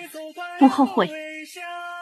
仔细品味张君宝的角色，竟有很多人生哲理。他教会徒弟们什么叫冤冤相报何时了，得饶人处且饶人；教会秦思荣什么叫忍让宽以待人，因果循环吃亏是福。尤其在恢复记忆后对待和林雪燕的感情方面，他的态度坚定，思维清晰。即使林雪燕再好，也代替不了秦思荣在他心里的位置。因为不喜欢，所以不能给别人希望，那样就是害人害己。不暧昧不将就不拖拉才是最正确的。这一点很像等了赵默笙7年的何以琛。如果世界上曾经有那个人出现过，其他人都会变成将就。我不愿意将就，可惜造化弄人，秦思荣始终是杀君宝父亲的凶手。即使他当时的出发点是好的，但残酷的现实始终是君宝心中过不去的坎。所以当小蝶问君宝是否会和秦思荣在一起时，张君宝的回答也很干脆：如果他没有杀我爹，一定会，还会很爱他。爱了就是爱了，不爱就是不爱。此时的林雪燕也彻底明白，她和张君宝的一切结束了，两人那些快乐的美好时光随着张君宝的觉醒已经悄然而逝。次日，秦思荣带着万灵断续膏返回药王，此时敷上9叶灵芝的张君宝已被绑成了大粽子，加上万灵断续膏的作用，需7749个时辰后才能恢复武功。而因情所困的3人也在这个夜晚诉说彼此的苦楚。冰心突发奇想，建议3人一结金兰，以后相互扶持，不再为了爱情和男人而烦恼。可就在3人结拜最后一刻，冰心却突然反悔，因为不管怎样，她都忘不了一天行。咱们不要再钻牛角尖了，任何事情都有两面的时候，爱情还会有甜蜜的时候，不要因为咱们一时间碰到不好的，就否定所有的事情啊，对不对？不得不说，冰心这开朗性格真的很适合一天行。此时奔雷奉张启乔之命，带着银衣死士去围攻药王，逼他们交出药王和张君宝。冰心为了给张君宝争取更多时间，与小蝶在谷外布下6合围城阵，暂时困住奔雷等人。7749个时辰后，张君宝以充分吸收药力破茧而出，恢复了武功。我完全好了。为了安全起见，冰心建议张君宝几人先行离开药王谷。临行前，冰心满足了林雪燕的请求，替师傅药王收了他这个徒弟。以后你、我还有小蝶，咱们3个人一起行医施术，继承师傅慈悲为怀、悬壶济世的精神。之后，张君宝主动找到林雪燕，他想到了一个解决2人关系的方法，而这个方法和秦思荣拒绝一天行时一样。我们2个结拜做兄妹吧。什么？做兄妹？不可能！我想跟你结为兄妹，我们做了兄妹，我就可以一生一世照顾你。林雪燕听后一愣，虽然她早已有了心理准备，但万万没想到是要以结拜兄妹关系收场。即使她难以接受，可还是鬼使神差的立即答应。这干脆的回答让张君宝都很意外。就这样，2人这场短暂的感情以兄妹收场。不知情的秦思荣一直觉得愧对张君宝，认为既然君宝已经康复，他也再无颜面留下来。况且为了得到万灵断续膏，答应了陪阴风老妪坐禅30年。临行前，他来到张君宝房间，想和他做最后告别。他知道这一别将会是永远，但张君宝始终没有睁开眼睛。秦思荣本想和他做最后的吻别，或许他觉得自己不配如此，转而在君宝额头留下深情一吻。保重。秦思荣转身离开之际，张君宝一直忍着的泪才滑落而下。他那么爱秦思荣，却要把这份爱藏在心里。在从秦思荣留下的信中，张君宝得知武林各派掌门和一天行都被关在天绝牢里之事。秦思荣希望他能阻止逍遥王称霸武林的阴谋，救出所有人，并希望他能和林雪燕在一起。同样的，林雪燕也劝张君宝去找秦思荣。我不会辜负他，但不是现在。为什么？我要去救易前辈，还有其他的武林人士，然后一起对付逍遥王。这样的男人，值得你为他做30年苦禅吗？不是他负心薄情，而是我罪孽深重。你过来，我把明剑山庄的武功心诀交给你。这应该是整部剧中易继风智商最在线的时刻。为了得到逍遥王的信任，救出易天行和被关押的武林人士，并干掉他替玉儿报仇，易继风故意在和闪电切磋剑法时输给对方，转而以向叔叔易天行请教剑气心法为由，骗闪电带他去天绝牢。第一次去天绝牢时，易继风凭借4个字让叔叔明白了他卧薪尝胆的用意，而第二次再去天绝牢，易继风假装劝叔叔投靠逍遥王，只要叔叔肯教自己剑气心法，他便可以说服逍遥王放了易天行。易天行十分配合，侄子演了一场戏给闪电看。太好了，我总不能一生困在这里吧？我决定重出江湖，逍遥王这个魔头一决死战。随即易天行便让易继风上前把剑气心法告诉他，让在暗处偷听的闪电感觉计谋得逞。虽然每次去天绝牢易继风都被蒙着双眼，可他还是细心的记下沿途听见的声音和感知的道路情况，并凭借记忆画出2张路线图。当把2张图加在一起，他瞬间明白，原来闪电为了混淆视听，一直故意让马车带着他兜圈子。鉴于前2次易继风看易天行时并没有额外的猫腻，所以当第3次去见易天行时，闪电因为临时被逍遥王叫走，给了易继风与易天行独处的机会。易继风趁机给易天行服下一颗能让手脚血脉通畅的附蛇宝血丹。想到逍遥王和闪电都是杀人不眨眼的恶魔，易天行担心易继风一人应付不来会有危险，但一心只想报仇的他早已将生死置之度外。就算死了，我也不会放弃的。易天行见侄子为了替爱人报仇，如此费尽心思隐忍负重，觉得十分欣慰和自豪。易继风将3次去天绝牢的路线图放在一起对比之后，发现第一次闪电带着他在驸马府周边转了3次，第2次则转了2次弯，而第3次却只转了1次弯，说明天绝牢的位置一定距离驸马府很近。结合每次路上听见的打铁声及马粪和坑洼路的特点，他推测出了天绝牢的位置。天绝牢真正的所在之地，就是从驸马府出来向左转，心数128下之处。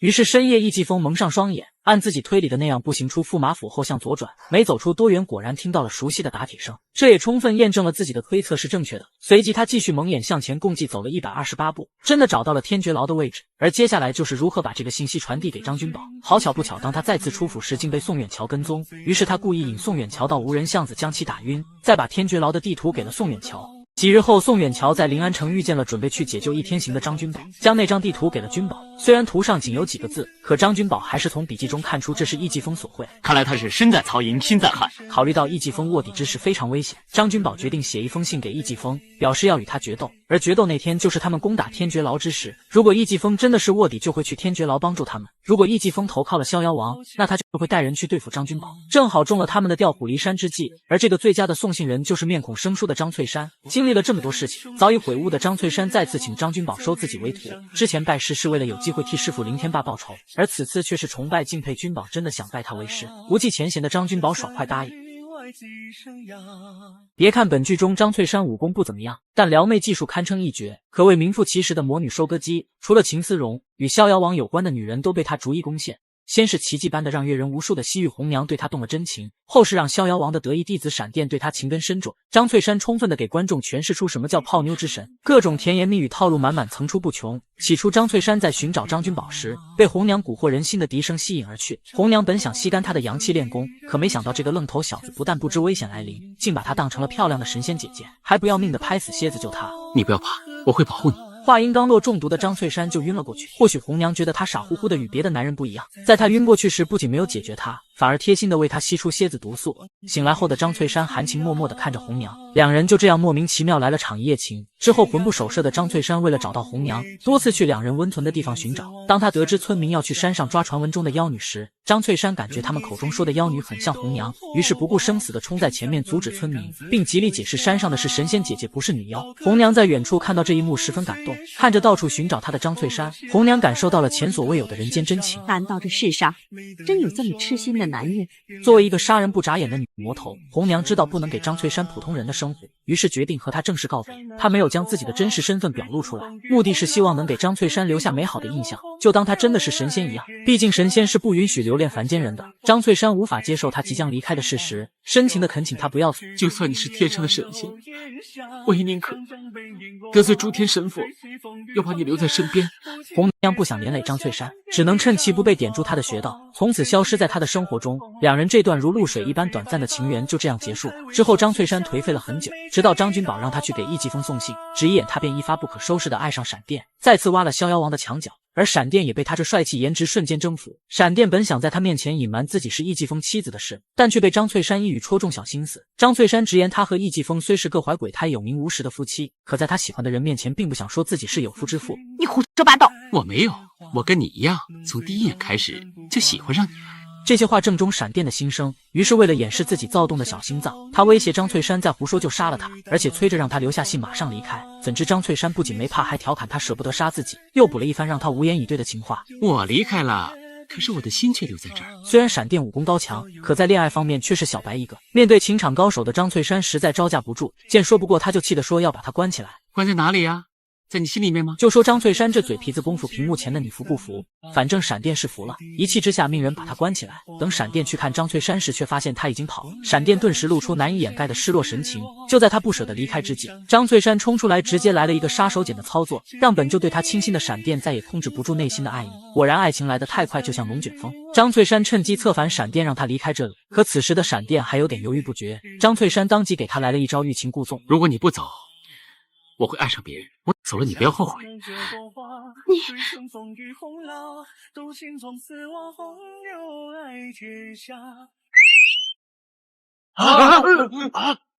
为了里应外合营救易天行和其他武林人士，张君宝让张翠山给易继风送一封信，邀请他比武。怎知张翠山不但将信送去，还超额完成任务，把逍遥王的得意女弟子闪电搞到手，这也为张君宝扳倒逍遥王做了最有效的助攻。其实此时的逍遥王已猜到张君宝约易继风比武是调虎离山之计。因为张君宝的武力值远超易继风，所以根本不存在比武切磋的可能。于是逍遥王决定将计就计，令人把自己的大轿抬到了驸马府，让张君宝以为他们真的上当，而忽略天绝牢的手刃。等到他们去攻打天绝牢时，便让张启乔提前安排好重兵给张君宝来个迎头痛击。从闪电口中得知此事的易继风本想通知君宝计划演变，可不料被一直盯着他的闪电发现，当即就要禀告给师傅。易继风用他和张翠山的事威胁闪电，如果他将此事禀告逍遥王，那易继风就把他和张君宝徒弟恋爱的事告诉给逍遥王，而他的下场毫无悬念，只有一个死。之前攻打药王谷失败的奔雷回去复命时，逍遥王以办事不力为由让他以死谢罪，怎知无脑的奔雷竟说了一番让张启乔都恨不得宰了他的话。求师傅再给我一次机会，上次夺魄也有这么一次机会，把刀拿起来。奔雷见这样求情也不行，干脆起身打算拼死一搏，没想到被凶狠残暴的逍遥王穿身而过，当场制裁。这可给一旁看热闹的张启乔和毒魔吓得不轻。自负的逍遥王殊不知此举简直就是自断手臂。有了这个血淋淋的前车之鉴，闪电只能答应易继风的交换条件。虽然天绝牢有张启乔带领的重兵把守，可仍然抵不过张君宝的秘密武器，那就是之前救过他的那条大蛇。而大蛇绝对是这场大战的战力天花板，蛇口衔炮弹，蛇尾扫敌军，轻轻松松便解决了一大批淫女死士，还顺便把曾经吸干蛇魔内力的毒魔给带走，也算是给前主人报仇雪恨。此时张启乔飞身而下，大放厥词要干掉张君宝。只见张启乔快速出拳击向君宝，怎料被君宝借力打力，加上一个流利的回旋踢击退。见状的张启乔马上放出大招，使出所谓的必杀技摄心术。此招不但能操控他人心智，还可以召唤出四影分身，真假难辨，杀人于无形之中。之前在武当两人第一次正面较量时，张君宝在毫无防备下中了摄心术，幸好有秦思荣及时出手叫醒他。面对张启乔幻化出的分身，张君宝当即侧过身子，摆出一副不屑一顾的姿势，悠哉地拿出白色布条遮住双眼。张启乔被他这波操作惊住，而后狠狠出掌欲教训他。原本张君宝的武力值就在张启乔之上，加上恢复武功时服用的九叶灵芝和万灵断续膏的药力，此时的张君宝已足够完虐张启乔800回合。他先是一记罗汉出动，将三叔击的连连倒退，而后接连几招黑虎掏心，打得张启乔再次败退。不服气的张启乔愤怒扑向张君宝，君宝转攻为守，运用太极推手以柔克刚，顺势将张启乔推出老远。终于到了易继风打巅峰赛的时刻，他明知自己打不过逍遥王，但还是抱着生死看淡，不服就干，不成功便成仁的决心，去找逍遥王为被他逼死的玉儿报仇。纵然他已在二叔易天行的点拨下练成了明剑八式，但因之前急于求成走火入魔，失去爷爷传给他的内力，导致此时祭出的8剑齐飞，徒有招式有形无力，被逍遥王仅靠单手运功就给秒杀了。至此易继风悲惨人生就这样被逍遥王画上了停止符。易继风的一辈子最悲惨的就是不能为自己而活，没落的明剑山庄没有给他带来荣耀，反而是无休止的压力。他没有普通孩子的快乐童年，有的只是爷爷耳提面命，时时刻刻让他重振明剑山庄的教诲。你是明剑山庄的传人，明剑山庄的传人天生出来都是天下第一的强者，可他偏偏没有二叔易天行的习武天赋，强大的责任压力迫使他刚出道即要步入巅峰，但往往捧得越高摔得越重，被爷爷醍醐灌顶输入内力，带领武林群虫大战少林寺，可却输给了拥有主角光环护体一路开挂的张君宝。这一战也让名剑山庄的最后一点名声丧失殆尽。你还有脸回来见我？这次上少林，我以为你会一举成名，你果真是一举成名。本想远去大漠逃离武林纷争，却遇见了想要过富足生活的新金女赵玉儿。等待着玉儿回到山庄时，不仅爷爷惨遭杀害，就连镇庄8把宝剑也不翼而飞。之后的挫败打击更是接踵而至。为赢回白玉剑，输光全部身家，过着吃了这顿没下顿的贫苦日子。为练得名剑4式而急于求成，走火入魔，失去内力。如今连勤能捕捉的努力都成了过错，这还让他怎么玩？就连街头的小孩子都开始嘲笑易继峰。我已经当过易继峰了，不要再当了。易继峰老叔，我要做张君宝。相比张君宝不断有贵人相助，易继峰有的竟是来自不同人的打击羞辱。真公主把他当猴耍，辱骂他脑子笨得像猪一样；圣僧嘲讽他资质平庸，易筋经传给他也是浪费。我就不信，凭我自己的力量，我就不能成功。贾公主瞧不起他，蔑视他貌不比潘安武，不敌张君宝；习武天赋不敌易天行，才智又平庸无奇，卖友求荣，连心爱之人都保护不了。瞧你这副窝囊相，真差劲！哼。本以为投靠逍遥王能给玉儿更好的生活，完成爷爷的期望，可到头来却是一场空。不仅输了妻子，丢了兄弟，更是辱没了名剑山庄的百年威名，自己也成了被天下武林人士唾骂的不耻之人。名剑山庄出了你这个畜生，简直是奇耻大辱！你狗男女！以前他为爷爷和玉儿的信仰而活，如今死也为爷爷和玉儿的信仰而死。或许死对他来说是最好的解脱。当君宝看见被悬挂城门的好兄弟尸体，他没有流泪，只是让宋远桥缓缓将好兄弟的尸体放下来，并脱下自己的衣服为好兄弟维护最后的体面。虽然他面无表情，可却正是因为这样，才深深诠释出他内心的悲痛。他愧疚自责的双膝下跪：对不起，我来晚了一步。君宝是除了赵玉儿之外对易继峰最好的人，两人曾经一起把酒言欢，在易继峰失去内力时主动把易筋经交给他，即使被易继峰背叛也没有怪他。君宝扛起好兄弟的尸体，复仇的决心让他的步伐更加坚定有力。虽然易继峰没有完成玉儿的期望，可却至始至终没有辜负他。决战前他写信给君宝，让好兄弟一定要把他埋在玉儿身边，以这种特殊的方式永远和他在一起。这辈子他真的尽力了。张君宝发誓一定会为易继峰报仇，但他报仇方式并非杀逍遥王，而是要搜集逍遥王的通敌叛国谋反的罪证，在八王爷面前让他身败名裂，被绳之以法。死不是最大的惩罚，我要让他知道自己做错，受自己的良心责备，心灵的痛楚远比肉体的痛楚痛得多。正是这场蛇龟大战让张君宝悟出打败逍遥王的至高武学。乌龟利用坚韧的躯壳以慢打快，以守为攻，出其不备的快速反击，咬得大蛇败阵而逃。而一旁观战的君宝当即受到启发，慢也可以赢快，只要出招的那一下够快不就得了？为了有十足把握对抗逍遥王，替易继峰报仇，君宝找到曾经和逍遥王交过手的易天行，询问他一个问题：我有没有可能打赢他？严谨来说，那次如果不是逍遥王想让易天行悟出八剑齐飞，继而得到名剑山庄的至高剑气心法，可能易天行在被逍遥王冰封的一刻就已经入土为安了。易天行认为君宝和逍遥王决战获胜的必要条件就是他能脱胎换骨，而君宝表示自己并没有达到那个境界，只不过对武学有了新的感悟。他以易筋经为基础，又从道德经中得到启发，运用武学的基本原理，再加上大自然相生相克的道理，悟出一套可以以弱制胜、以慢打快、以虚击实、以柔克刚的新武学。即使逍遥王的武功是刚柔并济，但张君宝创立的太极却是以制柔克制刚，随着对手的招式，以变化出克制对手的招数，以无招胜有招。你这套新的武学理论有没有名字？太极。太极如今有了对抗逍遥王的武功，而接下来就是如何用计劝说闪电帮助他们扳倒逍遥王。起初闪电对这件事还犹豫不决，直到张翠山把他带回去见家长。这是我大姐跟姐夫。由林雪燕和宋远桥扮的假夫妻不仅对他十分热情，还催着问他们一个所有长辈都着急的问题：什么时候有小孩？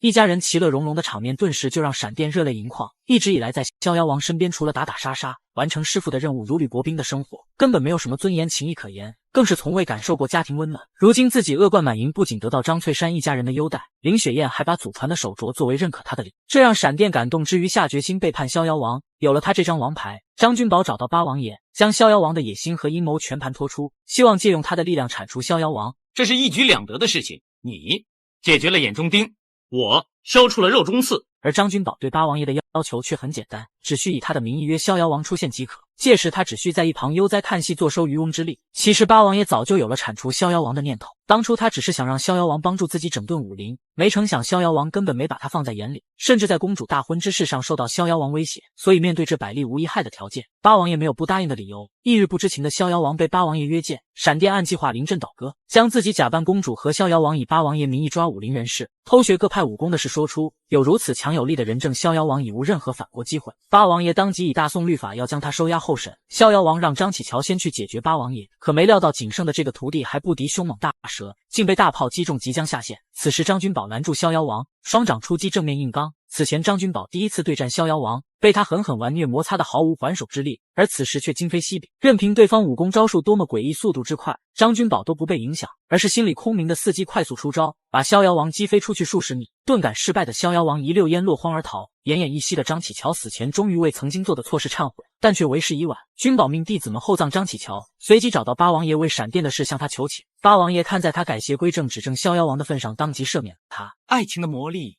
好大呀！抱得美人归的张翠山终于知道了闪电的真实名字。我姓殷，不会叫素素吧？你怎么会知道？我就叫素素。真的那么讨厌吗？说真的，我一点都不讨厌你。你看看你自己，瓜子脸、大双眼皮、小嘴巴，还有个小蛮腰，身材又好，个性又好，连心都没有你的一半。是我，你心上人了耶。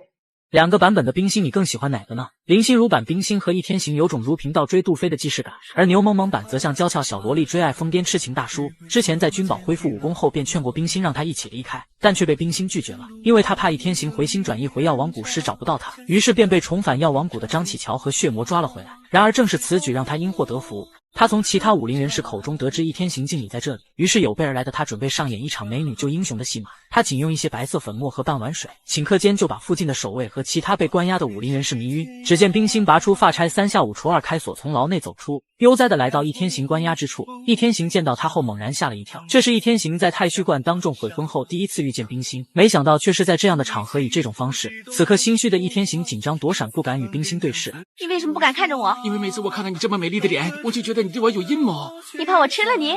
冰心得意表示自己可以救他出去，但前提条件就是易天行要履行10年前的诺言，娶她为妻。那我不走了。你走还是不走？还没等易天行考虑好，门外便传来了守卫的脚步声。冰心赶紧给易天行服下一颗能使他功力倍增的灵芝丸。危机关头，冰心挡在易天行身前，小心！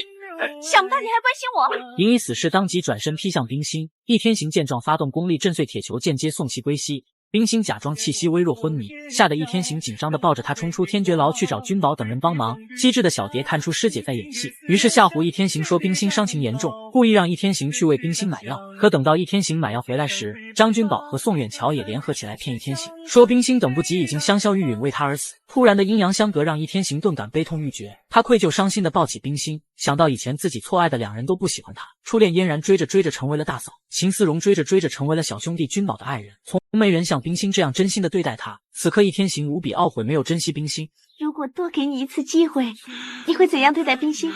我要一生一世对她好，我要娶她为妻。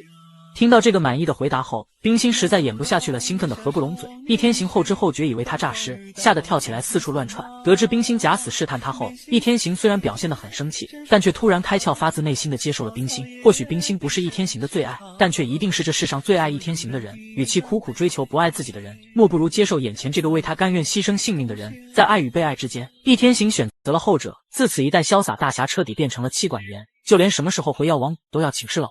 小事他做主，大事要我决定。你有什么大事好做？我要练武啊！你现在武功这么厉害，我要是不好好努力，岂不成你的手下败将？别看此时说的要勤加练武，等到张君宝再次去找他时，见到的却是这样的场景。你搞什么呀？老婆发火，非同小可啊！哎呀，真的很好笑啊！你堂堂的大侠被老婆打，打是情，骂是爱。你以后结婚就会知道了。终于到了本剧中最精彩的巅峰对决，如果没有易天行这个超帅的终极大招八剑齐飞的人剑合一破了逍遥王的护体罡气，你认为张君宝能打败逍遥王吗？木木不才认为不然。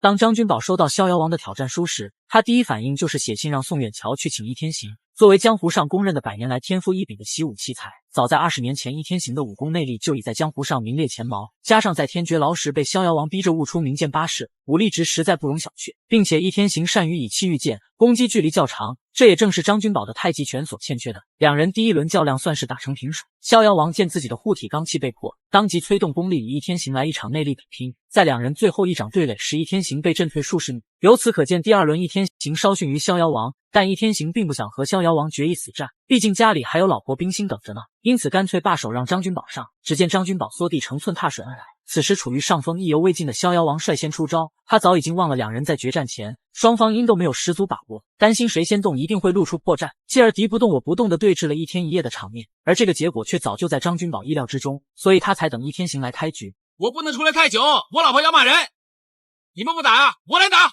或许在和一天行对战时，接连2个大招已经消耗逍遥王大部分内力，所以在和张君宝对决时竟采用的是拳脚比拼，而张君宝创立的绝世神功太极拳正好完美的克制了他。君宝以守为攻，见招拆招躲过他的猛烈攻击，而后迅速躲闪，借力打力出其不备反击，并且单手撑地帅气弹起。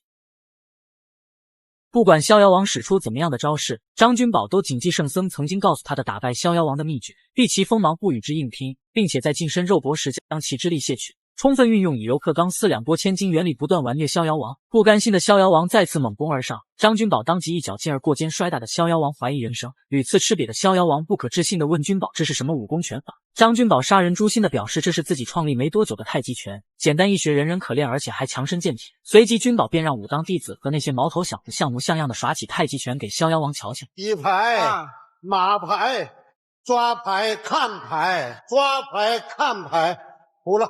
这一刻，逍遥王的世界观彻底崩塌。他实在想不通，自己费尽心思钻研各大门派武功秘籍，又经过多年潜心修炼而得的上层武功，如今竟被这种大智若愚、大巧若拙的拳法所打败。加上君宝又大方地把这门绝世武学教给所有人，那代表以后所有人都能打败他，包括这些乳臭未干的小屁孩。不可能的，不可能的！这让不可一世但求一败的逍遥王无法接受这个打击而疯。与其说他败给了君宝的太极拳，倒不如说他是钻牛角尖败给了自己。即使太极拳人人都可以练，但却一学难精，没有强大的内力支撑，也只是毫无杀伤力的花拳绣腿。他要是想得通，他就不叫逍遥。那倒是，当年逍遥王用车轮战赢了易云和圣僧，如今他和一天行也算以其人之道还治其人之身，也终于为悲惨的易疾风报仇。而大战结束，一天行又急着回家研究他的新功夫，这个功夫可是全天下所有妻子都希望老公能学会的。哇，有没有搞错啊？学煮饭呢？我老婆说她不想煮饭，她变成黄脸婆，她不想煮啊，我就煮给她吃了。直到看了张君宝和秦思荣的爱情，才真正明白什么叫相濡以沫不如相忘于江湖。张君宝鼓足勇气抱住秦思荣这一刻，虽然他们没有激动的情绪和撕心裂肺的言语表达，但却成功戳中了无数人的心。加上这首由张卫健唱的《孤独不可》，妥妥虐哭了童年时追剧的我们。你不爱我吗？色即是空，空即是色，既然是空，又何必留恋？不是不爱，而是太爱。逃避也好，顿悟也罢，他虽深爱着张君宝，却因曾经沾满鲜血的双手无法回头，只能为爱遁入空门，用青灯古佛了此残生熟那些无法抹去的罪孽。此刻张君宝内心受到极大失落和悲伤，同时也感到无比自责和无能为力。杀父之仇不共戴天，秦思荣为了不让他为难，选择了放手。不打扰不出现，是他爱张君宝的最后方式；不强求尊重爱人的选择，是张君宝对秦思荣之爱的至高境界。随着张君宝面部表情的渐渐变化，他也真正明白了爱一个人并不一定要在一起，人世间的聚散冥冥之中天已注定。不同于其他言情剧轰轰烈烈的爱情，张君宝和秦思荣相互间暗暗的情愫让人怦然心动。看似性格完全不同的两个人，却是最互补的存在。一个是冰冷少雨的女杀手，一个是热情话痨小道士。张君宝是唯一让秦思荣卸下防备感受温暖的人。起初他们总是吵吵闹闹，但张君宝总是能包容秦思荣阴晴不定的坏脾气，而且对秦思荣的好张君宝从不宣之于口。或许是自小在道观长大，张君宝的内心世界特别澄清纯粹。当秦思荣奉张启乔之命为得到岳飞遗物去少林寺色诱张君宝，纵使他使尽浑身解数妩媚风情的暗示，张君宝都无动于衷。即使半夜秦思荣偷偷睡到他身边，张君宝也只是认为他是睡觉梦游，并没有过多的想法。而张君宝也不知从何开始喜欢上了外冷内热的秦思荣。当秦思荣误会他和明道红的关系时，会极力解释；当他不小心被蛇魔打伤中毒，张君宝彻夜为他不断输送内力解毒。你这样做会大伤元气的。内力而已嘛，1年半载不就练回来了？当他清晨去向张启乔复命飞檐走壁回来时，张君宝会贴心为他准备热气腾腾的米粥，还在无聊时为他雕刻一个专属的小木人。这一切行为都让秦思荣备受感动。他用木人吻上张君宝脸庞的这一刻，瞬间的怦然心动变成了永远。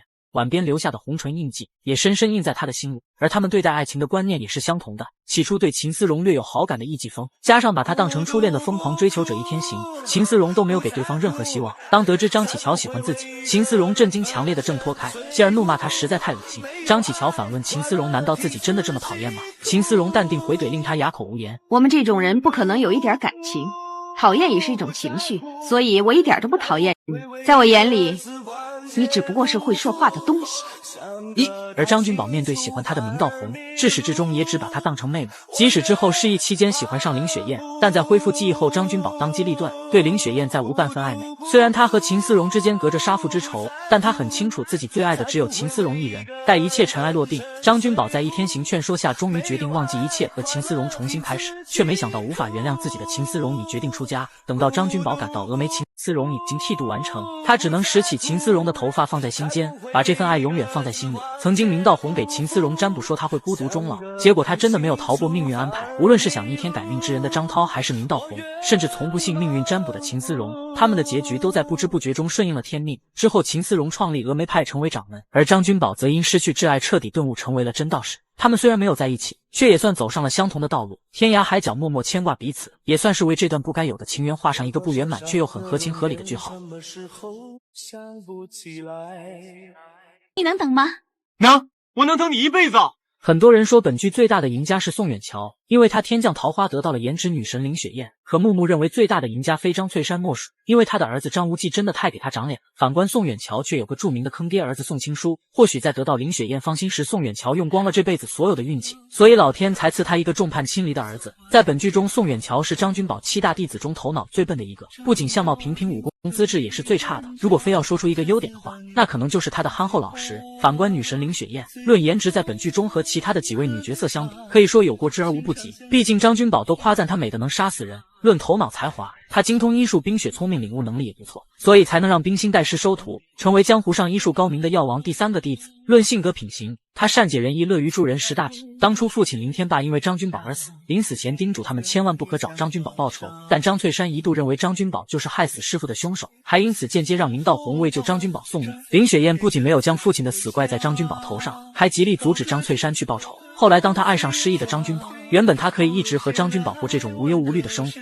可想到自己不能这么自私，便决定帮助君宝恢复记忆。即使他知道张君宝恢复记忆那一刻就是他们感情的终点，之后他按张君宝的想法，两人结拜为兄妹。正是因为林雪燕人品好，才貌双全，与样样都不出类拔萃的宋远桥有着天壤之别。当林雪燕间接接受宋远桥这一刻，很多人第一反应是一朵鲜花插在那什么上，只能说傻人有傻福。兜兜转转经历那么多，林雪燕和易天行一样选择了爱自己的人，而易天行自从娶了冰心后，不仅成为每天研究食谱的居家好男人，还时不时的当起快递员，替老婆冰心给张君宝他们送一些稀奇古怪的食材。他最近莫名其妙的迷上了什么植物改良，他花了3天的时间种出了一大堆这么大的土豆还有芋头啊。